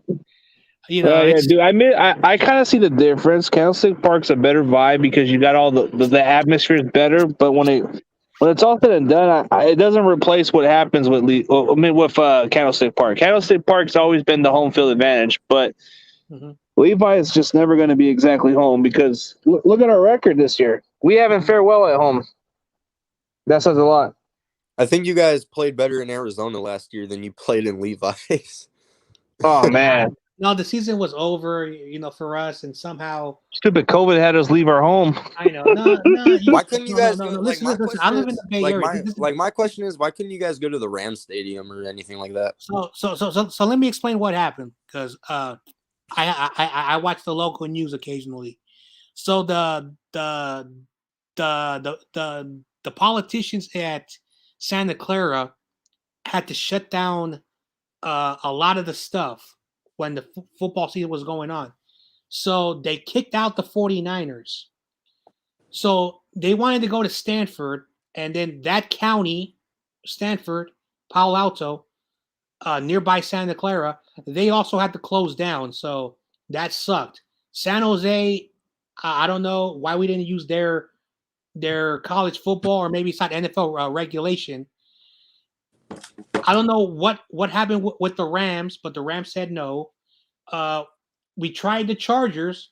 We tried to go to San Diego, but apparently, like the field, was like ruined because like no one's played in there for a few years. So the Arizona owner called Jed York and they said, "Hey, you want to use the stadium?" And that was our only option, so we had to take it. So just a lot of BS. Yeah. Met us there. There's so many options that were just scratch, and then they had no other choice to go to Arizona. No. So, Hey, wouldn't it be kind of funny if we had to play in the stadium in Mexico instead? That would have been funny. nah, I don't think that would happen. I think they Or would. No. No, they had a national game before in Mexico City before. I know, but remember, it was still COVID, so their government would have said no. If you played No, in but it would have been hilarious. It would have been hilarious if they did that. That would be Anyway, weird. so if you played in London though, you see, No. the last time we played in London, Kaepernick was still our quarterback. the last time we played was 2017, I think, and we got obliterated by the Rams that year. Yeah, it was some stupid shit like that. Well, the last time we went to London, we won against the Jags and blew the brakes at them.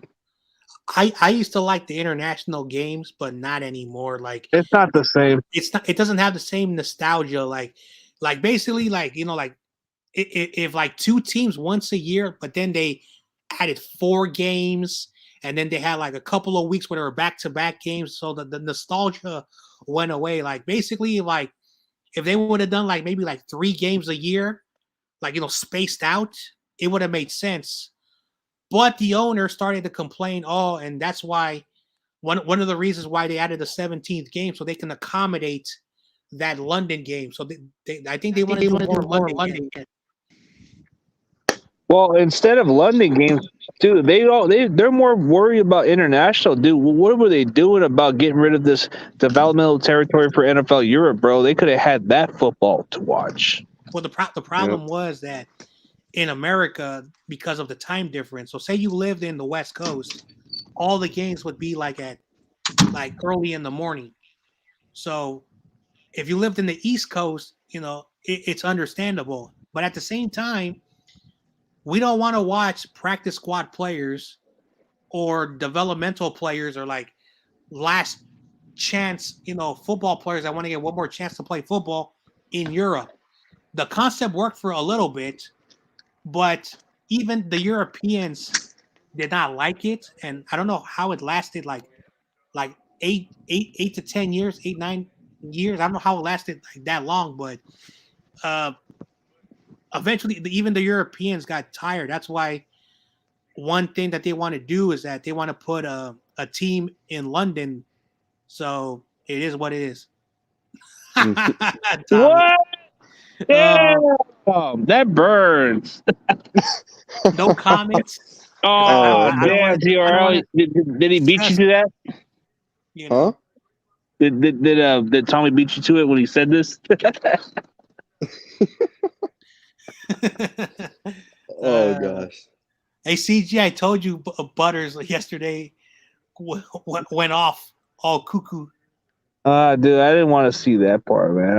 I get it, when your team is letting you down. And that's why I got feared. I told YTC take him off the camera if he's going to be acting goofy, or if he's really something wrong in his head. You should be. YTC doesn't. Dude, YTC's fair, bro. He's not going to let everybody. He's just going to be. But no, hey, listen. If Butters was doing that on purpose, okay, then he's acting and goofing around, whatever. But if he wasn't acting and he was a little bit like, not, in a state of mind, I would not bring him in until maybe a day after, so he can cool off. But his mouth was all messed up with I don't know if that was chocolate or blood or candy or whatever. And then he's he showed half naked. Oh, fumble! I don't know, dude. It's probably one of those mental breakdowns. You know how some are, dude. When they can't handle the heat or whatever, they tend to get a little off. I was like that at one point, but I never did it in camera. None of that stuff. Oh no, I got help when I I got the proper help. I got the proper help and all that stuff because I used to break stuff and I used to scare the shit out of people. I know. Like one time, I was really kicked out of my family's place. I'm not going to tell you what happened or what. Well, one day, I woke up and I was like, I don't know if I was depressed or but I wasn't happy. I was moody. I was angry. I was causing more fights than usual. And one day I bumped into a priest and I was about to get into a fight with a priest. And then at that moment, like a light or something, I was about to punch a priest because he accidentally, wasn't looking because he was looking at his phone and he swipe tapped me on my shoulder and I took it. And then I was like, so then I told someone, confidentially, I'm not going to say who, that I was feeling this. And basically what they did was they sat me down, put a bunch of people around me and explained to me, hey, we got your back. And I learned at that time that people have something called mental stress when they're just like, oh, they have just too much in their brain. And mental illness too. There's mental stress, mental illness, both ways. Let me explain. Don't cut me off. Mental stress is like, oh man, I got 20 things I got to do. Oh man, I'm about to lose it. You feel like you're overwhelmed, but you just need time to sleep, relax, clear your brain, and you're all right. Then you got something called just mental fatigue. Mental fatigue is when you don't suffer from depression. Nothing wrong with you. It's just it's like for some reason you have no energy, so you're fatigued. So your brain is mentally fatigued for whatever the reason. Mental illness is a little bit more harder because they can't cut your brain and see what's going on with your brain, because then you'll suffer permanent damage if you get a hole going into your head.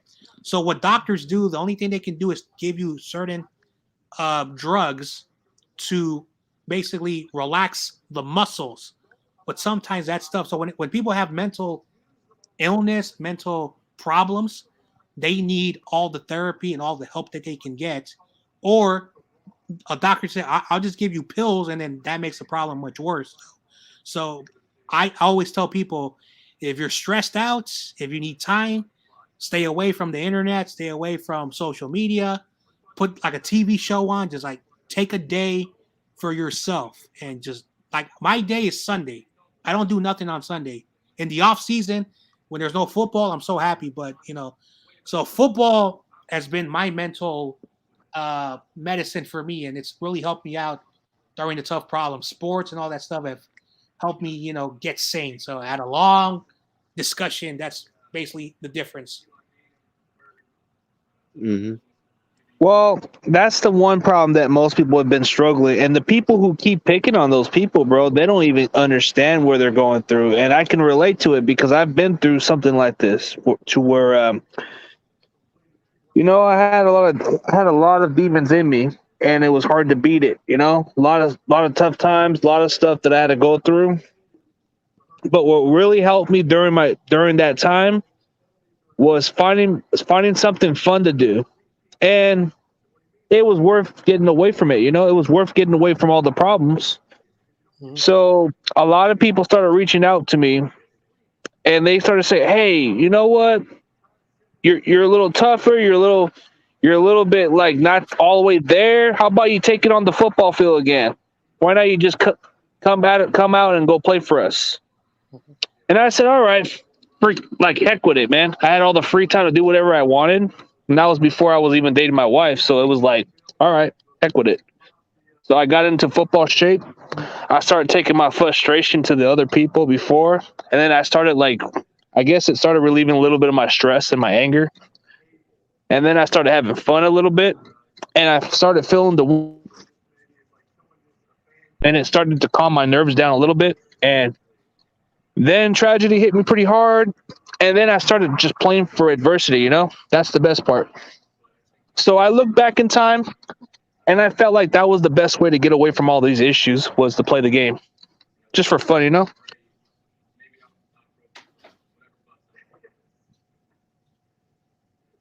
Yeah.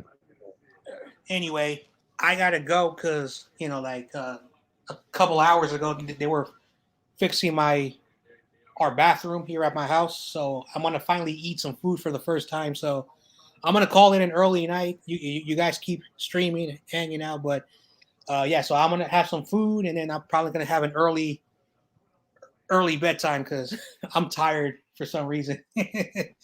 Hey, but John Jay, man, but like I said, man, bro, we all got mental stress and all that stuff I went through. So I had to take some proper therapy too. But the Well, best way for me, the best way I got myself out of it was playing this little bit of sports, even at this point.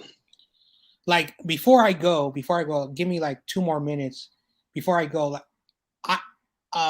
There was a troll. There was a troll on YTC stream.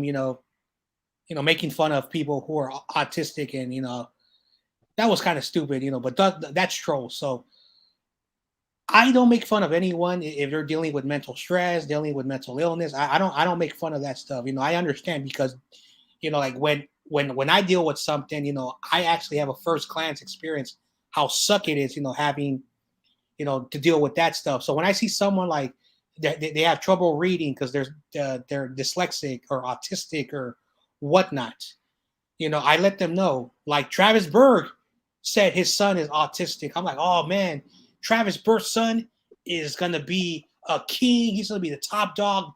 Watch him, because autistic children they are really good at one thing when they master it. So They stick with one thing they're good at. That's what makes them really stand out. But and if you're going through like some mental stuff, I don't make fun of people with mental stuff. That I do believe that we all have a little bit of mental stress, a little bit. Like, I'm not saying we all have mental illness. There are people who, for some reason, their brain works better than other people for whatever the reason. Maybe good genetics, maybe good family history. But some kids are born and doctors are like, oh man, what happened? Maybe someone in the family has that and it was passed down to gene to gene. So I am a person that's like, if you're going through some stuff, man, don't worry about it. Like me, I always, like, when I'm having a tough day, and I remember one time I had a tough day at work. I'm not gonna tell you what happened, but I don't drink beer, and I drank 3 beers. It wasn't like that watered down version, that cheap stuff, that not real beer. It's like a little independent company that makes some really good beer, and I don't drink beer, and that beer was delicious. I'm like, oh man, if I ever drink beer, I'm gonna drink this beer. But the point is that I had to drink a little bit of that. I had to turn the TV on, watch some movies that I love. It calmed me down. I woke up the next morning. Usually people are a bit hungover. I woke up like, oh man, I was rejuvenated. So yeah, we all have some tough times, and hopefully those who are watching, and if you feel a little bit different because your brain may not work normal, John Jay, 49ers Ultimate Report, started a YouTube channel, and he started talking about his favorite football team. And John Jay loves the great people he's got to meet. People from Fresno, people from the East Bay or spread out in the Bay Area, people from Sacramento, people from other fan bases like New York, Indiana, Green Bay. And it's fun. I'm so glad I got to meet a lot of these people. And I know I'm going to make more relationships. So if you're a person, open your laptop, talk about something. Maybe you love to draw, or maybe you love video games, or maybe you like comic books, or maybe you like a movie series or a TV show and you want to talk about it. You will connect with good people and you will find a great community. So that's what yeah, that's the truth right there. So The one thing that I don't find funny with everybody else is, man, like when you know somebody's got mental issues, why are you gonna still pick on the person? You're making it worse. And those people who don't, who just keep on doing that, that's bad. That's bad karma for them, you know. So I can understand that for them for some reason. Like I can relate to it because I've been in those shoes. And some people be like, say, why are you taking defense for guys like Butters and others? It's because I kind of been in those shoes, so I know what it's like.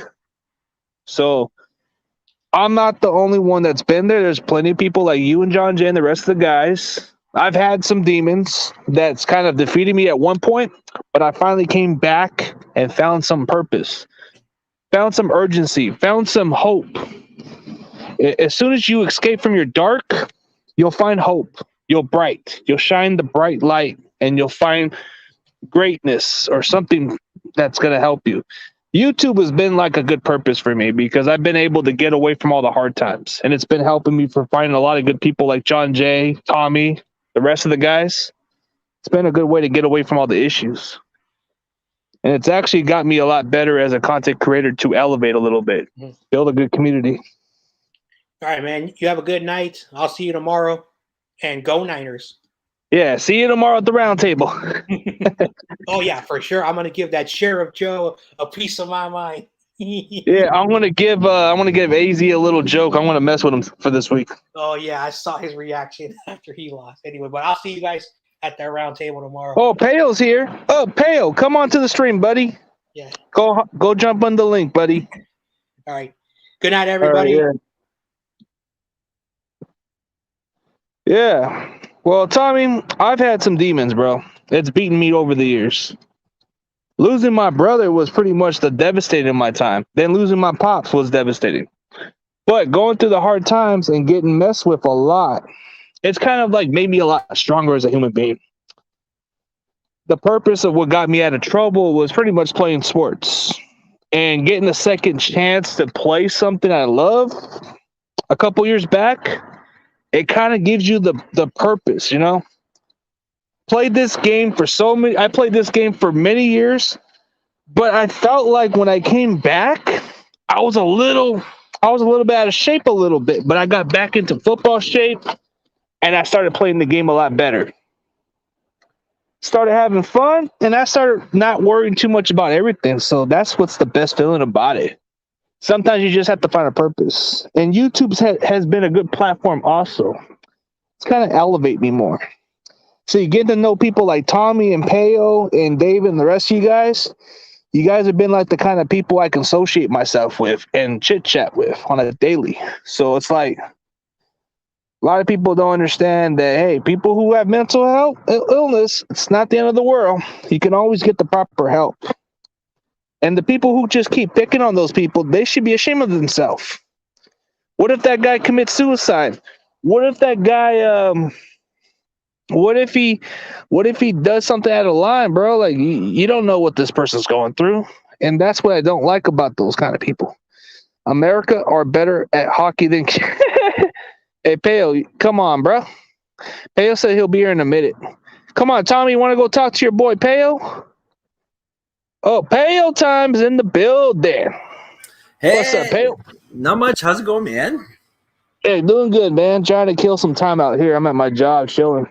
Oh, sick. Yeah, no, it's a good Monday night stream. I was just I was actually just on with your NFC West roundtable counterpart, Sheriff Joe Bag and Joe Bags, and we were breaking down the Von Miller trade. I don't know if you heard about it.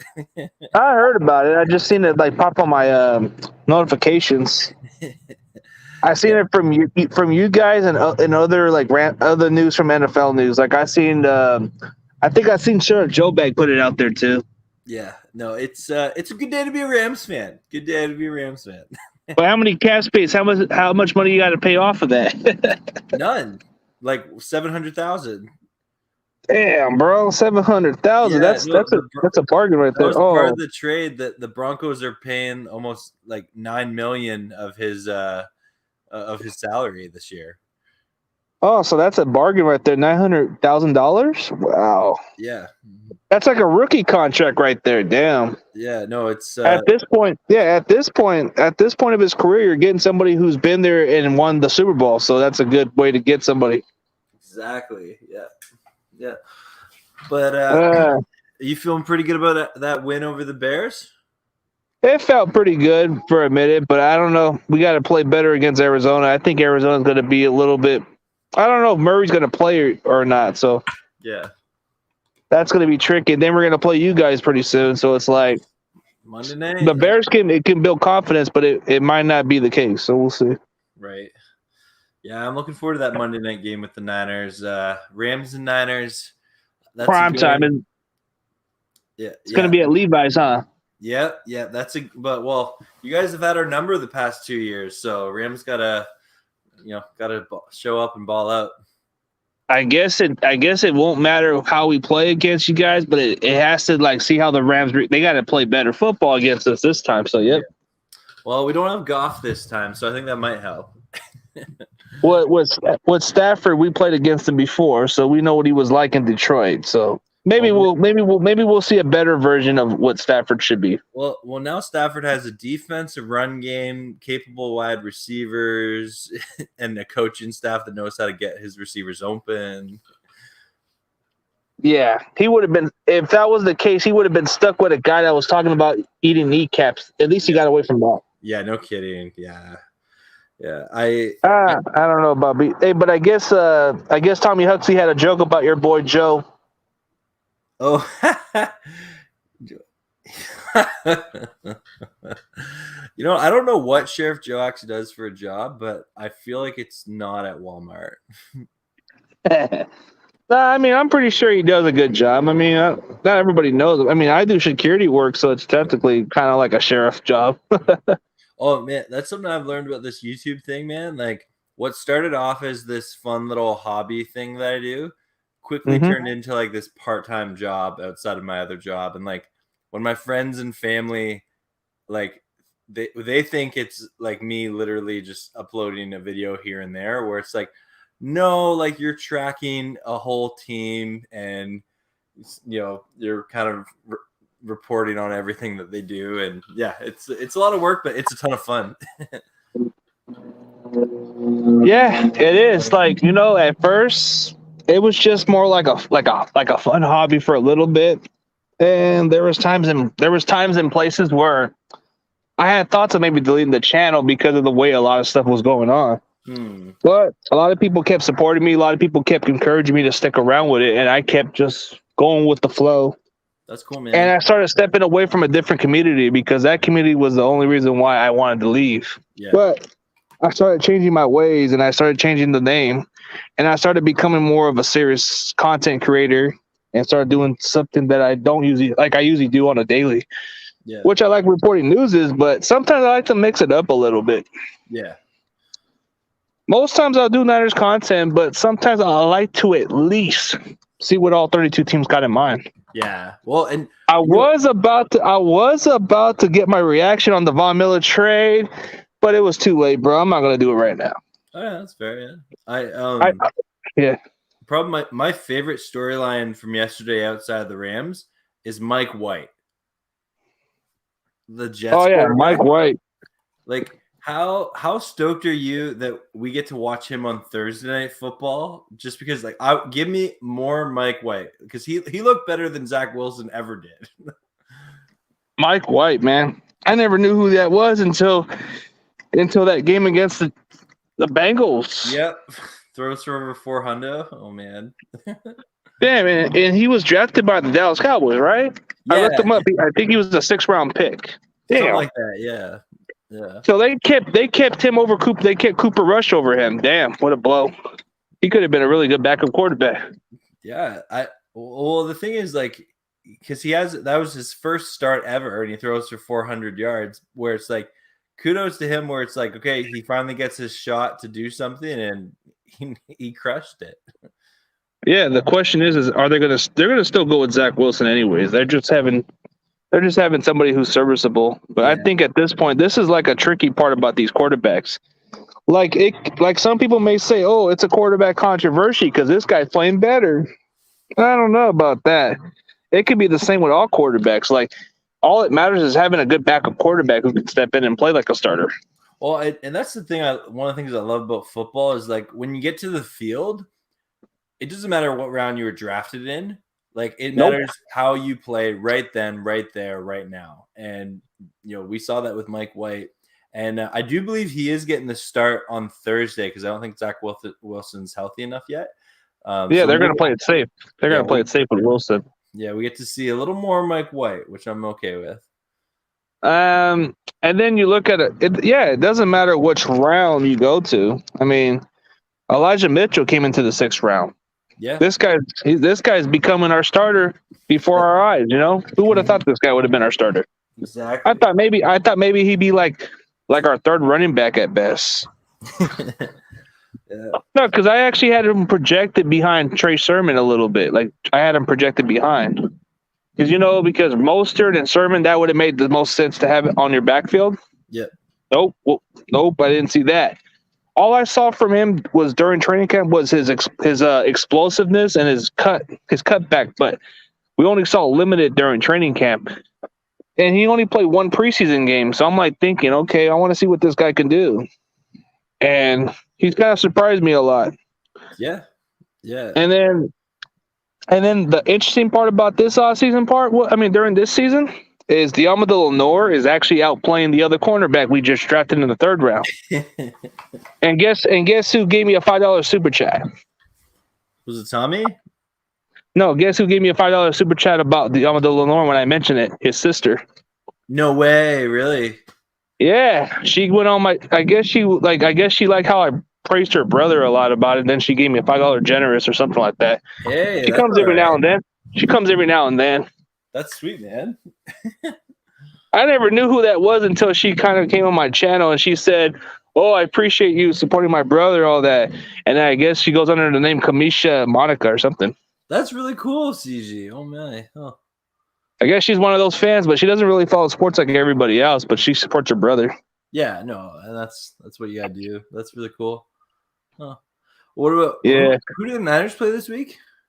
Oh, we played the Cards. Right, yeah. The Cards.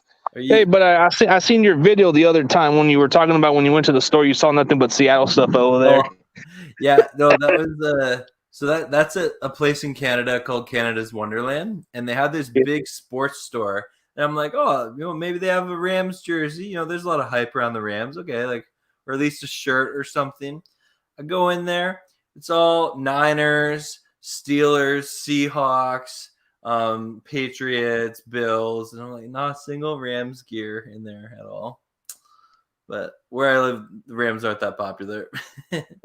Well, like in certain areas of Canada, yeah, depends. Yeah. Like I know in some places in Canada, like in certain territories, you got mostly the Buffalo Bills as like your most popular team, or the Eagles, right? Yeah, like where I live, it's mostly Bills, Lions, and Patriots fans. Yeah, where I live, it's all Niners and of course Raiders, and then you got Cowboys in between, and then you got very little Rams out there, very little. But then you got a lot of those. A lot of the guys I know that I went to school with, they were mostly like these Rams fans too. They were all like smack talking every other year before. We used to do a lot of bets. Cool. And they would have fun with it, Yeah. I remember one of my buddies, he had a Marshall Faulk jersey, but he would always come up with some lame excuses why we beat them. And he kept saying, "Oh, that's nothing. That's nothing." And then I told him, "Dude, I thought you said you guys were gonna whip us." He was like being a little cocky, but he was funny as hell. And he's like, "You guys got lucky." Well, I know I know in the all-time series, the Niners do have a significant lead, but hopefully, I think 4-game lead or 4 or 6-game lead, I believe. Something like that. But hopefully, over the next couple of years, the Rams can get some wins. Get some wins, man. But how about get some wins in the standings? I was playing. Yeah. Hey, but do you follow CFL also or not? I do. I'm a huge Hamilton Tiger Cats fan. Actually, I used to work for him. Oh, nice, bro. See, that's what I like about you. You like different kind, but I know the difference in Canadian football. They have 3 downs of football. Yeah, there's a bunch of other ones too. And so like the CFL, it really is a drastically different game, and I like It the is. NFL better. Just like the CFL is cool for what it is, but like the talent gap is super noticeable, especially Yeah. on defenses. Yeah, NFL is, but when the CFL does is like you only have 3 downs of football. That's pretty Yeah. much it. Well, and I do love the Canadian Rouge rule. Do you know what that is? What is that? So if your team takes a touchback, you give the other team 1 point.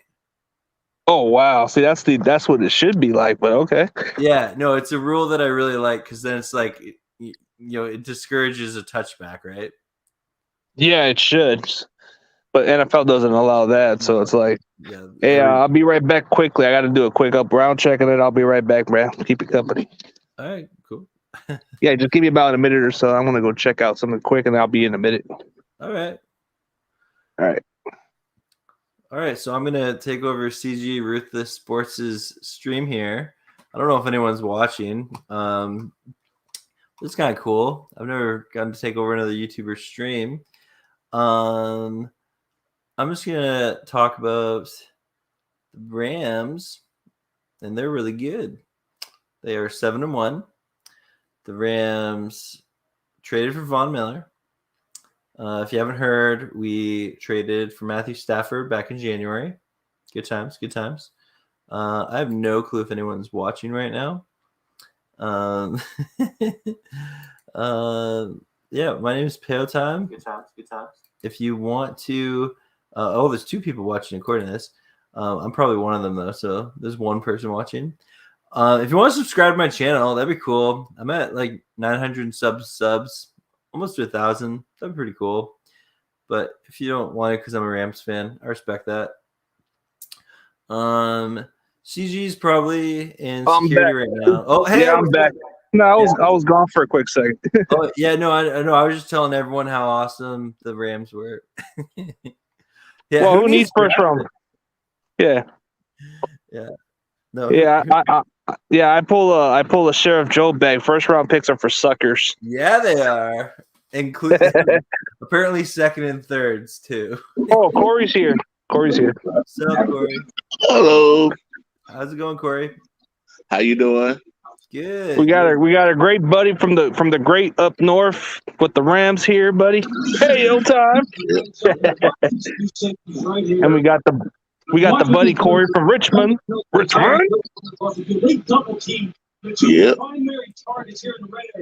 You get 2 doubles. They try hard on those sides, on those crosses. Corey, yeah, man. So you have 3 one-on-ones outside of that, right? So hey, congrats on your 900 subscribers.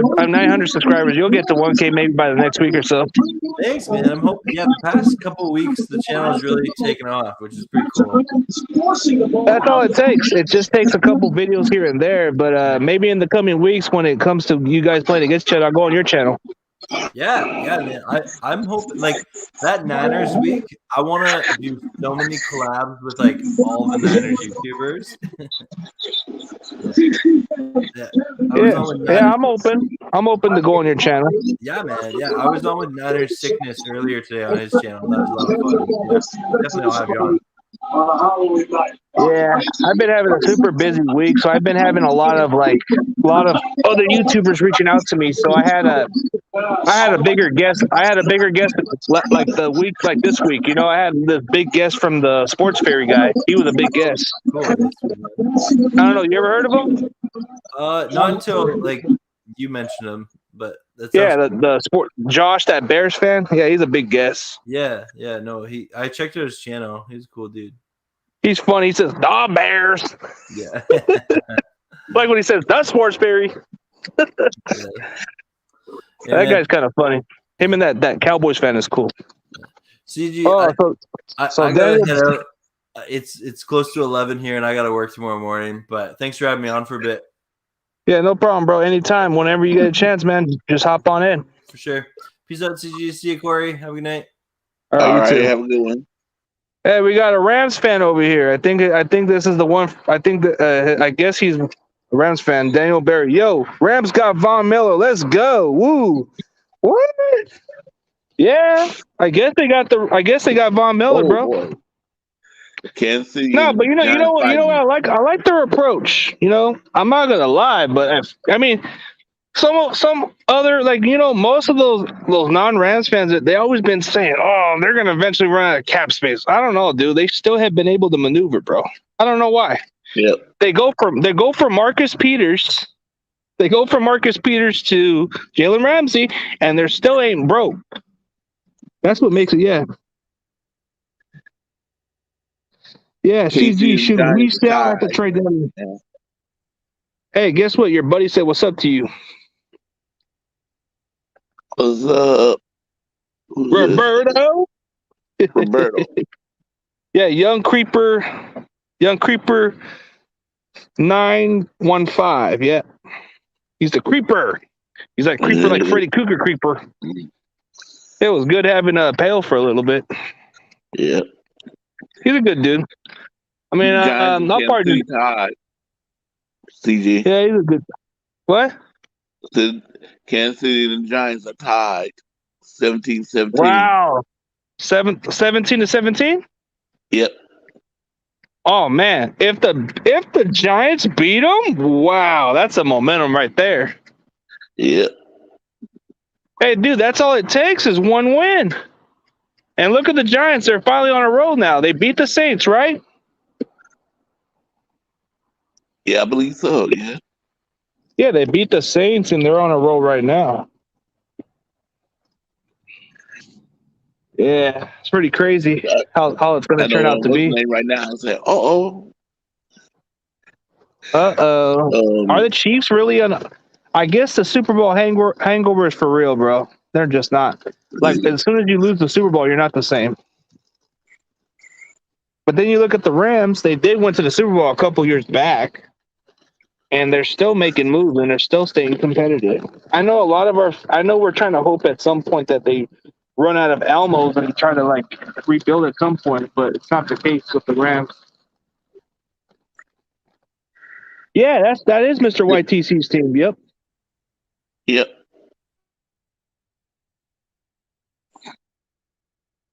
That's what I try to think of. I said, I know he's happy right now. Yeah, let's go, like he says. Out of all the Giants fans, he's a cool dude. Yep. But that's what's up, man. But hey, if the Giants pull off a win against the Chiefs, man, that I guess that Chief dynasty is really dead now. Come on, Kansas City. I thought you guys were going to be a dynasty. Damn you, Brady. Yep. Mr. YTC, who got the I don't know interception? how many more he did. Wow. Patrick Mahomes, he threw an interception today. It has to be the fact that they lost the Super Bowl and the contract. That's a bummer. Ooh, man, inches. The receiver. Hey, Mahomes is locked. Mahomes is a Chiefs for life, man. He's going to have to be holding them back. Oh, they got. Okay. There you go. The Giants receiver got inches from catching that ball. What Giant receiver caught it? He almost caught it. He was inches like off his fingertip. But Chiefs got caught for holding too. So is it the second quarter? It's in the fourth quarter. So it's already getting close to the end of the game? Yeah, 5:42 seconds left. Oh, 5 minutes and 42 seconds. Giants got the ball. They on the 40. So let me guess. 39. So did Tyreek Hill have a good game, or did he not have a good game? Who? Tyreek Hill. That receiver from the Chiefs, that Tyreek Hill guy. Oh, yeah, he was having a good game. Oh, shoot. So the running game's good, or is it Mahomes having a weird game? Mahomes is having a weird game. He Damn. fumbled. He lucky that his offensive line fell on it. He fumbled the ball. He threw an interception. How many picks did he throw this year, man? Ooh. I think he's starting to have an Eli type season now. Yeah. So Eli does that every now and then before.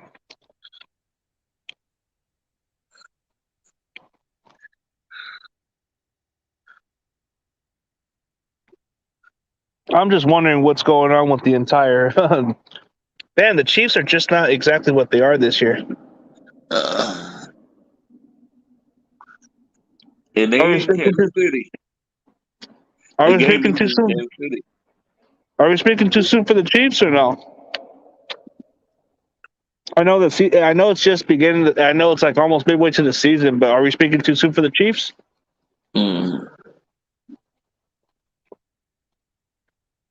Or you think it's a wrap for the Chiefs now if they don't win this game? I think it's a wrap if they don't win this game. Oh man, They 3-4, but they just like in the 49th place, 3-4. that would not be good. Yeah. Oh, so he had an okay performance. Oh, the Giants got to punt it now.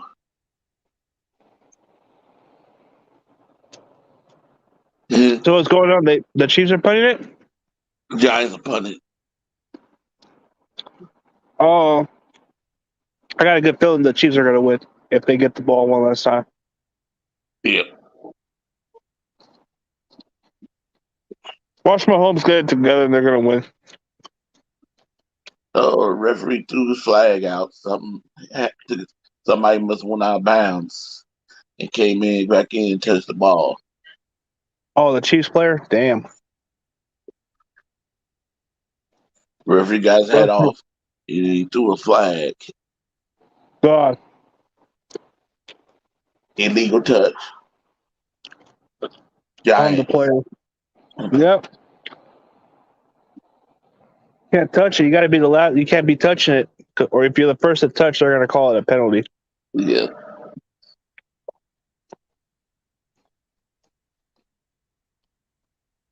Yeah, he got one PD, one interception. Yeah.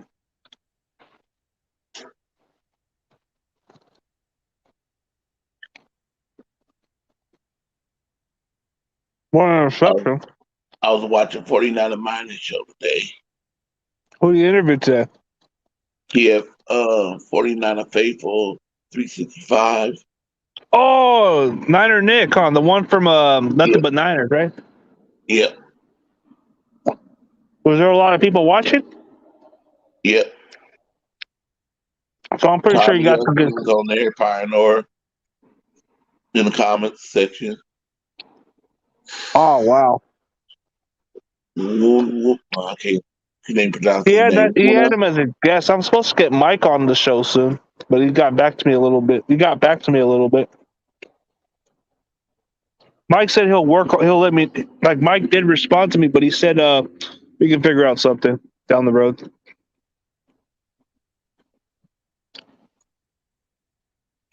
Oh boy.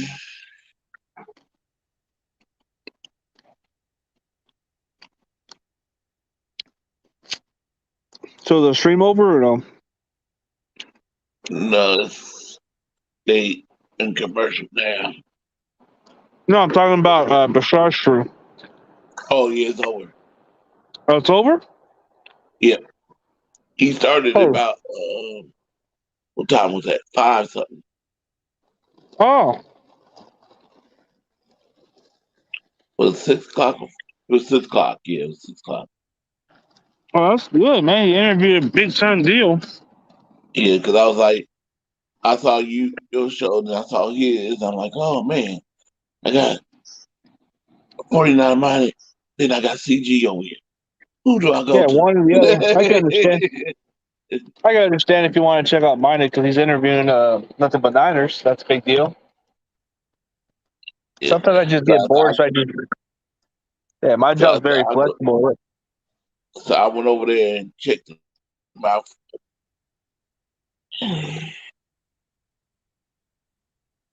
So you checked out Minded, and then Yeah. that Niner Nick guy, he's been around. I think very soon I'm supposed to have Wayne Breezy in pretty soon, but we haven't been in contact yet. But I did get Dion on my show, Niner Dion, that Niner gang guy. Got him on. Yep. I saw you had. Boy, you was interviewed that day. You was interviewed 3 or 4 people that day. Yeah, and then I interview Mose Knows also. Yep. And then I was like, yeah, Tommy Huxley, Paynor, and this cool cat named Corey Davis was there. I had both going on for a bit.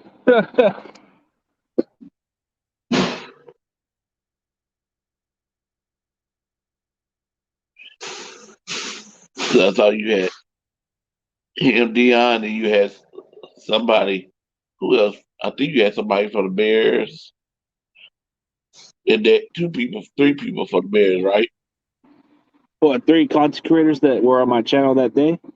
Yeah. For the Bears. Let's see. No. I actually had 2 Bears YouTubers. Yeah. Oh yeah. Wait.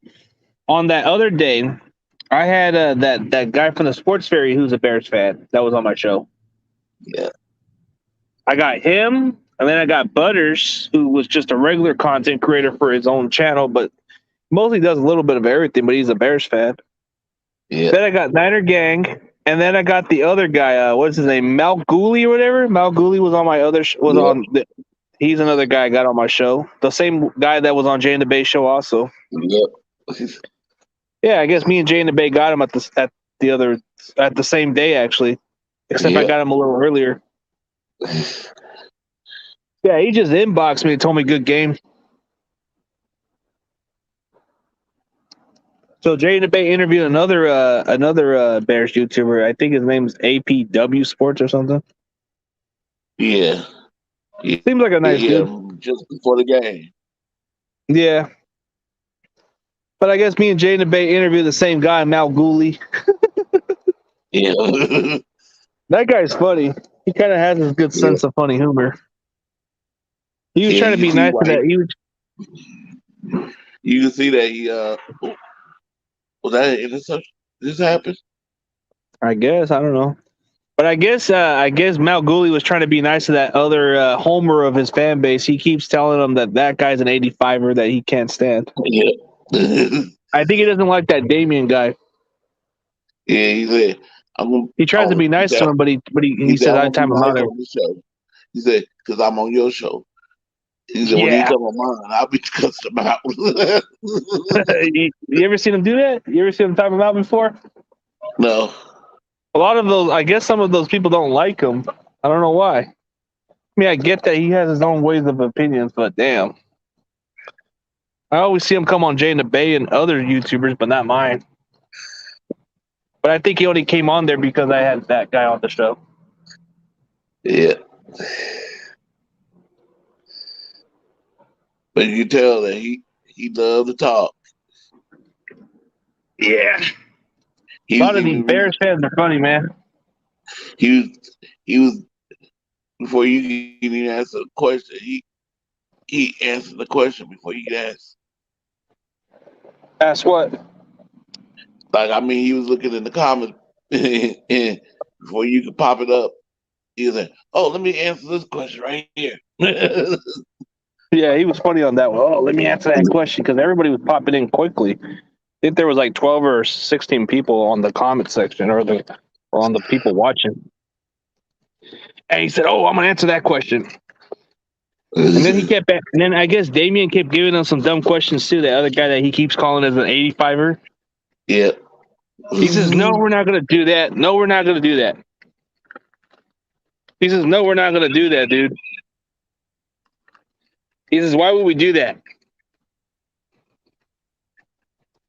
I like how he has his, like, he talks about there's different Bears fan base of them. He says that there's the ones that expect better and the ones that are like the homers, like they call them the 85ers or something. Mm-hmm. And then he said the ones that they call himself is the peanut punchers or whatever. Yeah. Which he says that he calls the other guy that I had on my show before. I don't know how I was able to get that guy on my show, but he responded pretty quickly. All I did was tag him on Twitter, and he responded back and said, "Yeah, I'm down. Like, give me a time and day, and we can work it out." Didn't even take him that long. And he even told me he'll come on my show on the near future too, or I can be on his show. Like after the stream was over, I talked with him for like about 5 more minutes or so, and he was telling me about what he was going to do. He said, "I'm going to go down to Chicago and watch the game over there, and then I'm going to go watch the Bulls game too." And then he told me, "Let me know in the near future, and I'll come by your show again." He said, "I had fun." So when a guy says he had fun, that's a good thing, right? Yep. He enjoyed it. I just knew giving him 40 minutes of his time was better than nothing. He lives in the coast in Annapolis.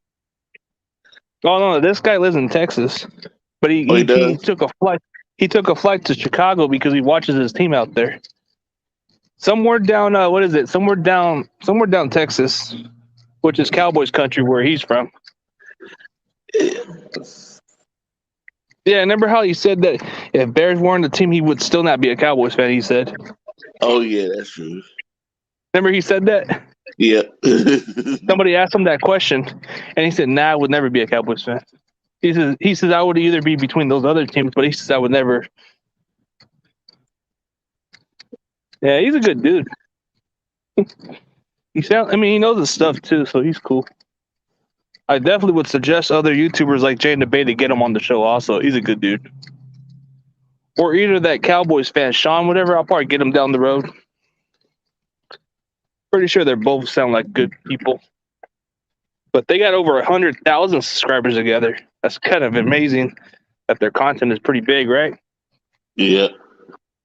They can get thousands of people watching their channels too.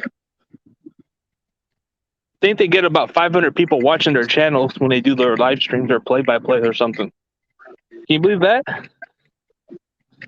500 people watch their channel on live streams or more. You want to know how much people watch Tom Grossi's live stream?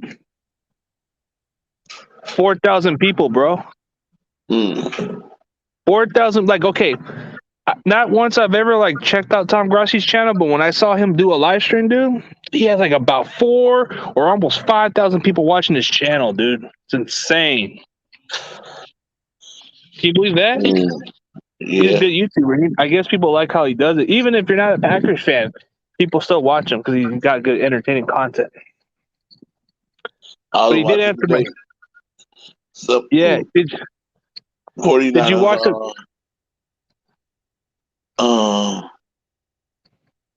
What's his name? Oh God!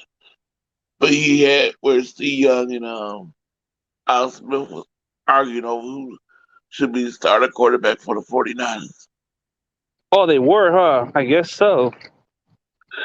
Because Steve Young said Trey Lance should start, and Al Smith said no. He said Jimmy should start, and Steve Young was saying, "You know how you did it? You came in and you had to go through all that. You went through a whole bunch of different offensive line, offensive coordinators, and stuff. And look at you now." He said, "Yeah, but I wish I could have went through like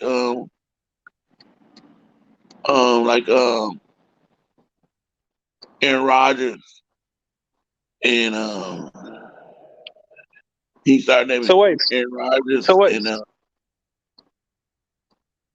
So wait, Steve Young and Alex Smith argue each other? Yeah. Who's should be the starting quarterback? So is there like a video on there that I could just upload it? Damn, that's kind of interesting. Yeah, what's the name uploaded? First Takes. First Take, yep. Gotta be First Takes, of course. He's always the quick man in the clutch. Yeah, First Take. He's one. First Takes is the clutch. He takes everything and he's a first take into the show. Of course it's First Takes. Who else could it be? It could be SF Brad, but it's got to be First Takes. It's got to be First Takes. He delivers in the clutch.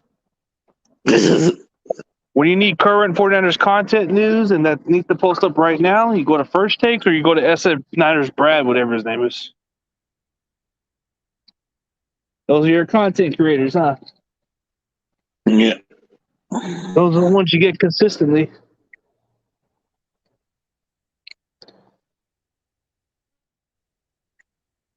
Right now, it's 154 minutes left.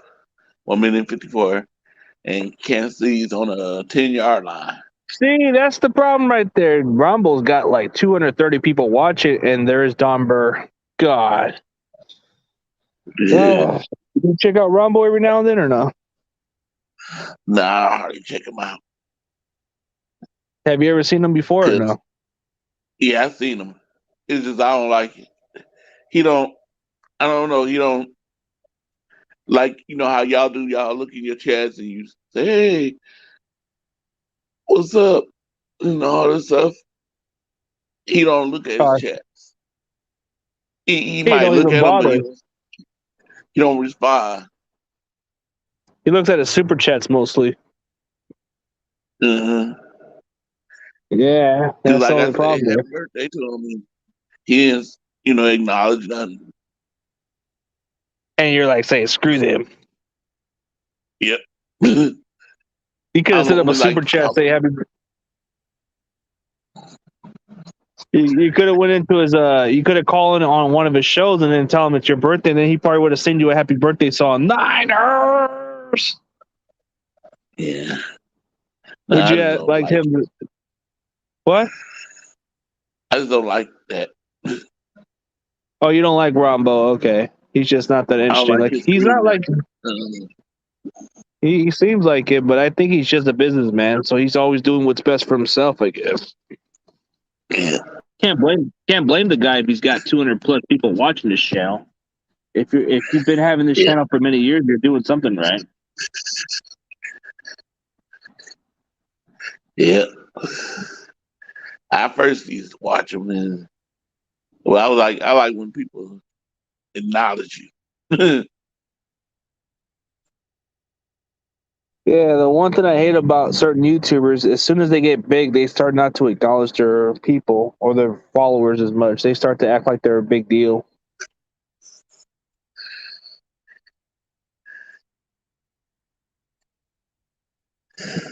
See, like you acknowledge, like I'll say, "Hey, CG," in the comment. Hey, Corey. Yeah, I've seen you around a lot, so you're like an easy guy to recognize. See you in the comments. I say, "What's up to you?" I let you on the stream. I don't even charge you, nothing like that. So it's always been a good presence to have somebody like you. Yeah, and Don Bird just said Jared Goff will be a 49er next season. How is he going to be a 49er next year? Oh, my God. Don Bird does not know football. Sorry to say it. Did Don Bird really say that?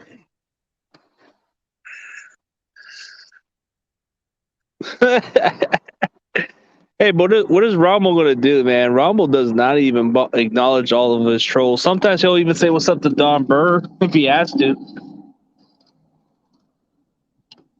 Wonder how Romble's able to maintain like that much followers, bro. Some people still watch him, but not as much as they used to. Like John Jay told me he used to watch him, but not as much. He doesn't go on his streams like that no more. Quite a few of the people I've knew, like Forerunner Miner goes on it. But you always see this guy called Big Show, whatever the hell his name is. I've seen his name pop up all the time, but I always thought, why would he name himself after a pro wrestler? That never made sense to me. Why would you call yourself the Big Show? There's nothing big about you. I don't know. That to me was kind of a weird name. Yeah. Oh, it's 2017. Giants got just 1 minutes to get downfield, try to kick a field goal to tie it or get a touchdown to win it. Sack. Well,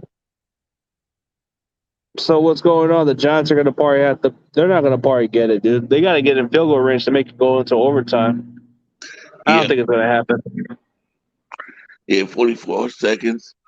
Giants don't have no timeouts left. They couldn't stop the clock.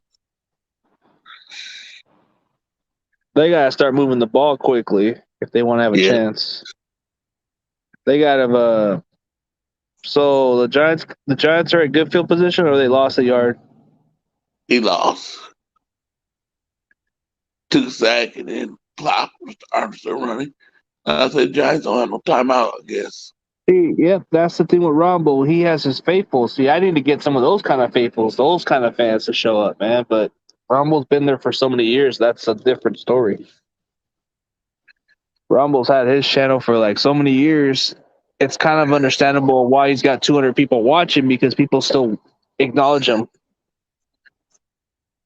A lot of people keep calling him a homer, which I can understand. But then you got some of those other homers that I don't want to say, but they are what they are, you know? Yep. Which it works for some people, you know, it works for some of them. If they can be homer and give what the fans want, they're going to want to watch them, of course, you know? I think with some content creators, you got the cutback who got their own followers, like their very own followers, but they're not like as big as those other ones, but they at least got their own type of followers. I need to get up to that kind of same category. Like maybe get about 40 people watching every now and then I'm getting something there, but it's going to come up slowly, very slowly. Probably because my channel's a little mix up of everything. YTC has the same thing as me, so I guess being YTC can relate to it because he's got the same amount of people I got, but he doesn't get the amount of like what I get. Kansas City won. Yep, I knew the Chiefs were going to win because that was not enough time. If that was Tom Brady, you leave 1 minute, oh, forget about it. Game's over. You're going to have him win the game. Yeah. But what happened? The Giants killed clock or something? They got sacked, and then he didn't have no timeouts left, so he couldn't really do nothing about it. So the clock kept killing, and they had to hike it up quickly, huh? Yeah. So were they ever in position to be close to the field or no? No. Receivers dropping the balls when he was in zone. Yeah, there you have it. That's what happens when you play for a team like that. But now that the Chiefs are catching a break, they're playing teams that they should be able to dominate. I mean, the Giants, for example, you should be able to dominate them, but you barely beat them. So hey, you're getting some easy wins down the stretch now. They interviewing Patrick Mahomes right now. And did Mahomes throw over 300 yards or no?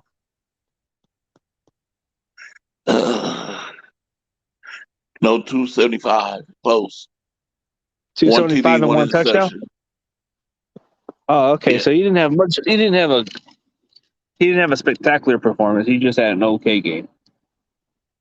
Yeah. I guess like his average day, I guess. But a win's a win, so they take whatever they can get. I thought he had 2 interceptions. Looks like he should have 2 interceptions. Unless they must call something back. It must have been a penalty. Yeah, they might have called a penalty. They usually make up something so they don't have to make the stats look bad. Since it's Patrick Mahomes, they're going to protect the guy. Since Mahomes is their new franchise guy, and since as soon as Brady retires, they're going to start protecting Patrick Mahomes. Yeah. They're going to protect him like he's the king. They're going to say, don't touch our dear savior, or we're going to flag you, we're going to fine you, we're going to suspend you. Raiders still got contracts? No. Raiders, they got pretty good record.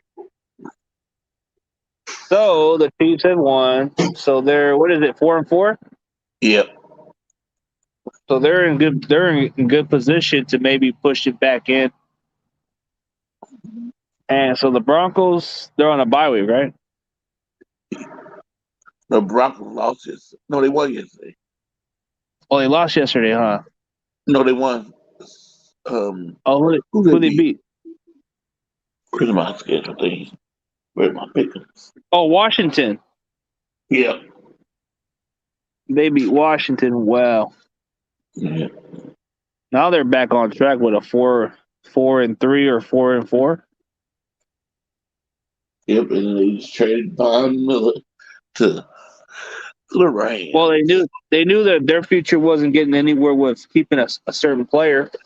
So of course you want to get some extra draft capital. Yeah. Refs be throwing flags for looking at Mahomes funny. What? Guess you can't play the game of football anymore if you keep on looking at people. So I guess if you look at Mahomes funny, you're going to get a flag. Hey, Corey, stop looking at Mahomes funny. You're getting a flag, buddy. Hey, don't give him that weird look, or you're getting a flag, sir.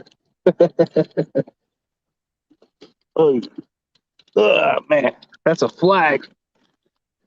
Yeah, damn Mahomes. Mahomes changes the game now. Now, if you look at him funny, you're getting flagged.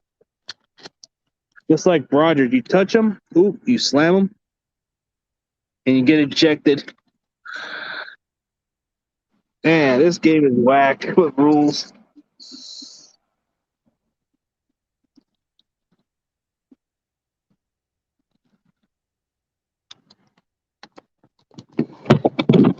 I'll be right there.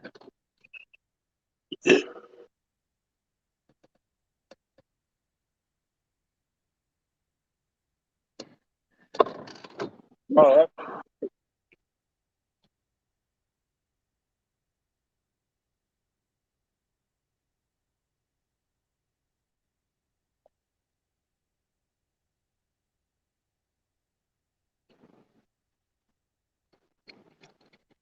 Damn that traffic. Ooh. Hey, Corey. Anybody jumping in? Or I guess Tommy left early. Hey, Roberto, you want to jump in? Me and Corey are keeping the seat warm. Now, just play.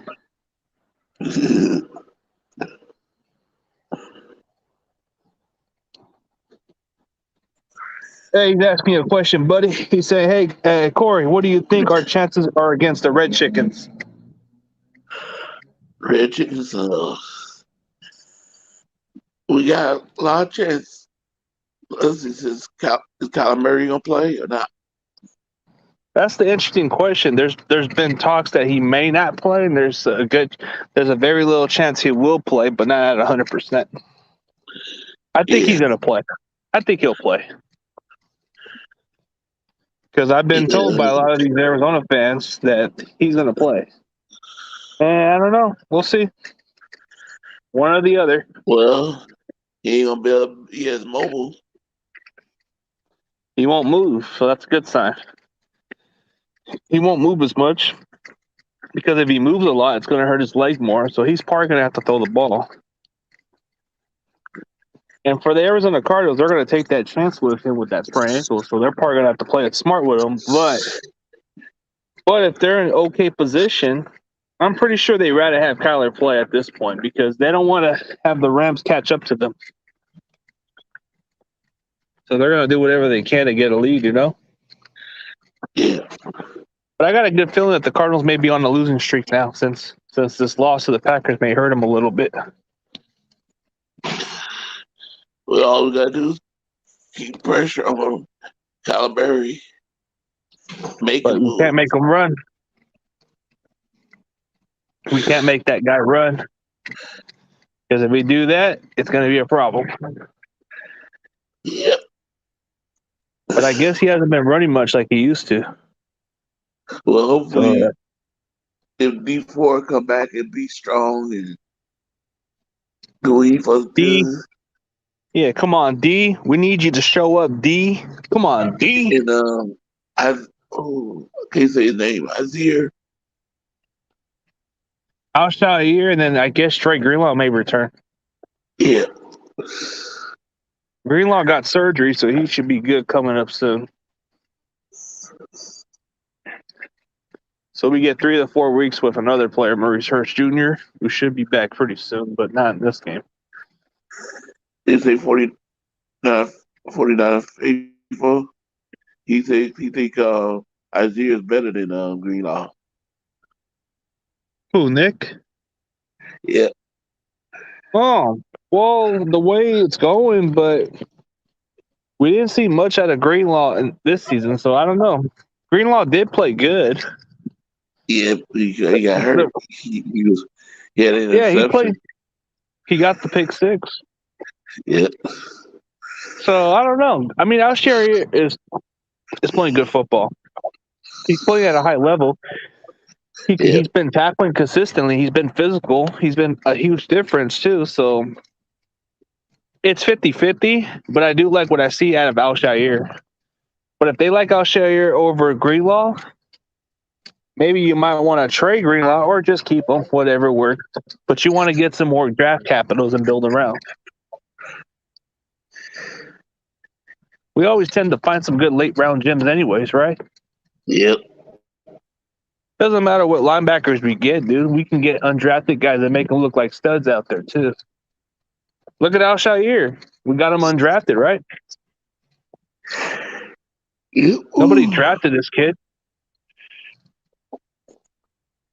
This guy was a linebacker coming out of Florida Atlantic or something. Florida Atlantic, I believe. I think it's called Florida Atlantic University, which is a very small college called the Owls. That's that same college we drafted. That's that same college we drafted that cornerback Keith Reeser from. That's Sean Taylor's cousin too. That was important. What's the name of the kick in this game? The Giants, our old wide receiver. What's his name? He used to be with us. One guy. Dante Pettis. Dante Pettis. He muffed a punt. Lucky that one of the Giants players jumped on it.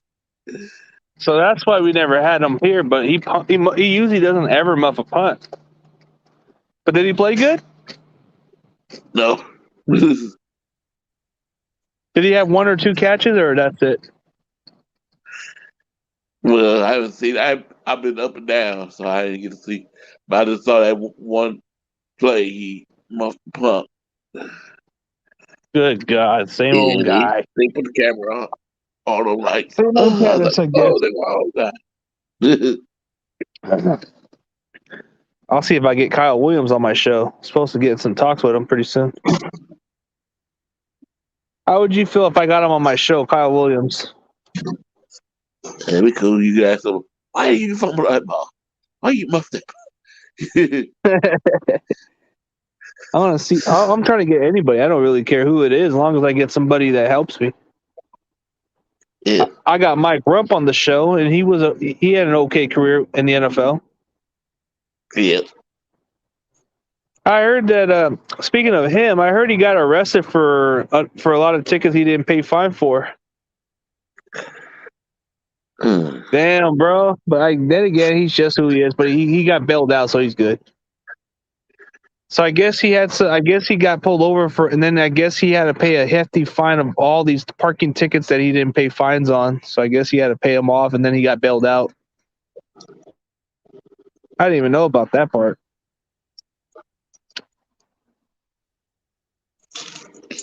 But like 2 months ago, he was on my show, and he got me like 400 views of his interviews.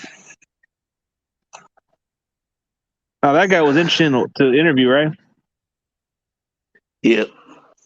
Which one was the more which football player was the interesting one you liked better?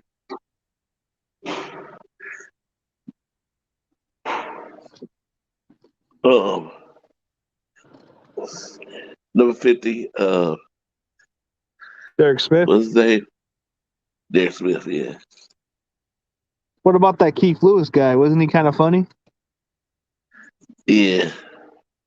Wasn't it kind of funny that guy was stoned as hell? He was stoned, smiling, and didn't give a damn. Seems like I was interviewing RVD. We need Mosley to play well. He normally does against the Cardinals. Greenlaw will be at least the will. Alshire has earned the Sam job, in my opinion. Well, if we get our linebackers back, if we get our entire core healthy, man, we should have a huge difference. I like all the stories Derek Smith had. Yeah, he came out of Utah. He was from Utah. He's from a small town called American Fork, Utah, but he lives somewhere down. He lives somewhere down San Diego, from what he told me. So he sent me the autograph and he shipped it back to my house. So I got to wait and see till I get the autograph. Yeah, Derek Smith's a cool dude. Yeah. I know you guys. I know David. You like Derek Smith because he's one of you. He's one of those Utahs. But he came from a small town called American Fork, Utah. Never knew there was such a thing called American Fork. Did you know? Did you know there's a funny town in Utah called Virgin, Utah? You didn't know that? Yeah. It seems like a little small village or a small town called Virgin, Utah. That's funny, right? Virgin. Yeah. It must be because of the religious. Yeah, we need Mosley to play. You tell me that you only can be a virgin to be in this house. Can't be no. Yeah. I heard Utah usually snows out there, and then there's quite a few other cities that are very hot, but I'm not sure. Like I know that I know Luke and David are from that state, so they're probably in the cold climate, I'm assuming. One of them, like I guess Derek Smith said there was one city in Utah that's kind of as hot as Arizona.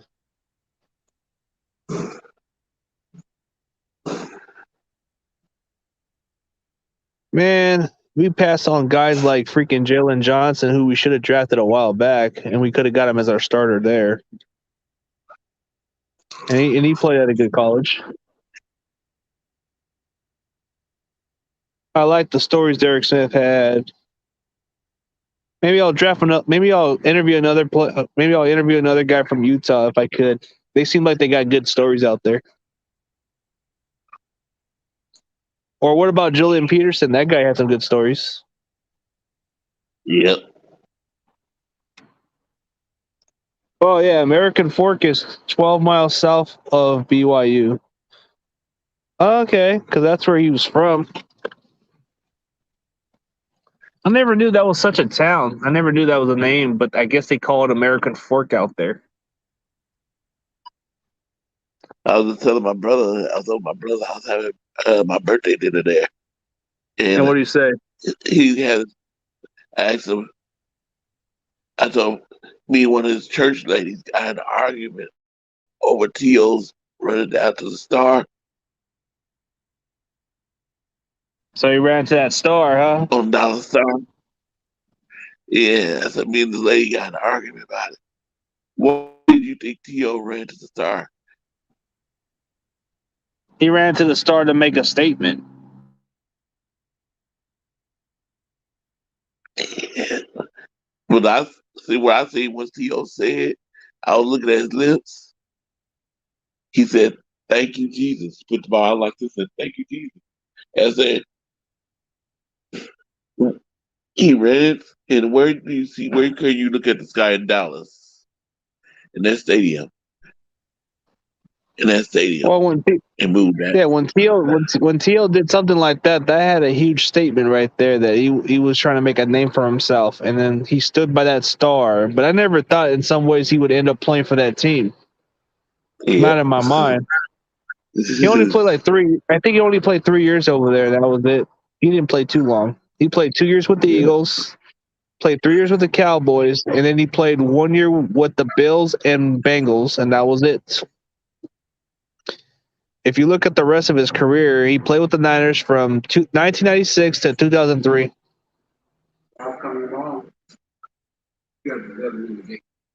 Okay.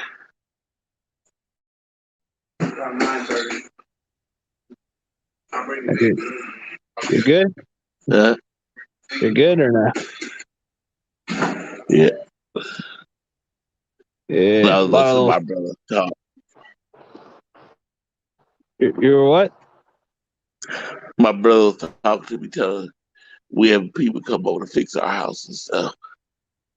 Okay, it's all good, man. If you gotta go do something, I understand. St. George is the warmest city. We have like 1.5 hours north of Las Vegas. I used to coach comp softball and had a lot of tournaments in St. George. St. George is the warmest city we have. I guess that's what Derek Smith meant was the warmest city. So he said one of the cities is like Arizona, kind of like the weather-wise. But majority of people who live down Utah, they usually go through cold climates, and the rest of it, like it may be like if you go on some warm side, they have to be St. George, I guess. But in Arizona, the coldest place in Arizona is Flagstaff. So that's pretty much like the difference. Like in Arizona, it's all heated, but except for Flagstaff, it's all cold. And they got this college called Northern Arizona down there. All right, CG. My phone about to die. All right, man. Catch you later. All right, have a good night. You too, man. Take it easy. All right, guys. We'll call it a day. See y'all later.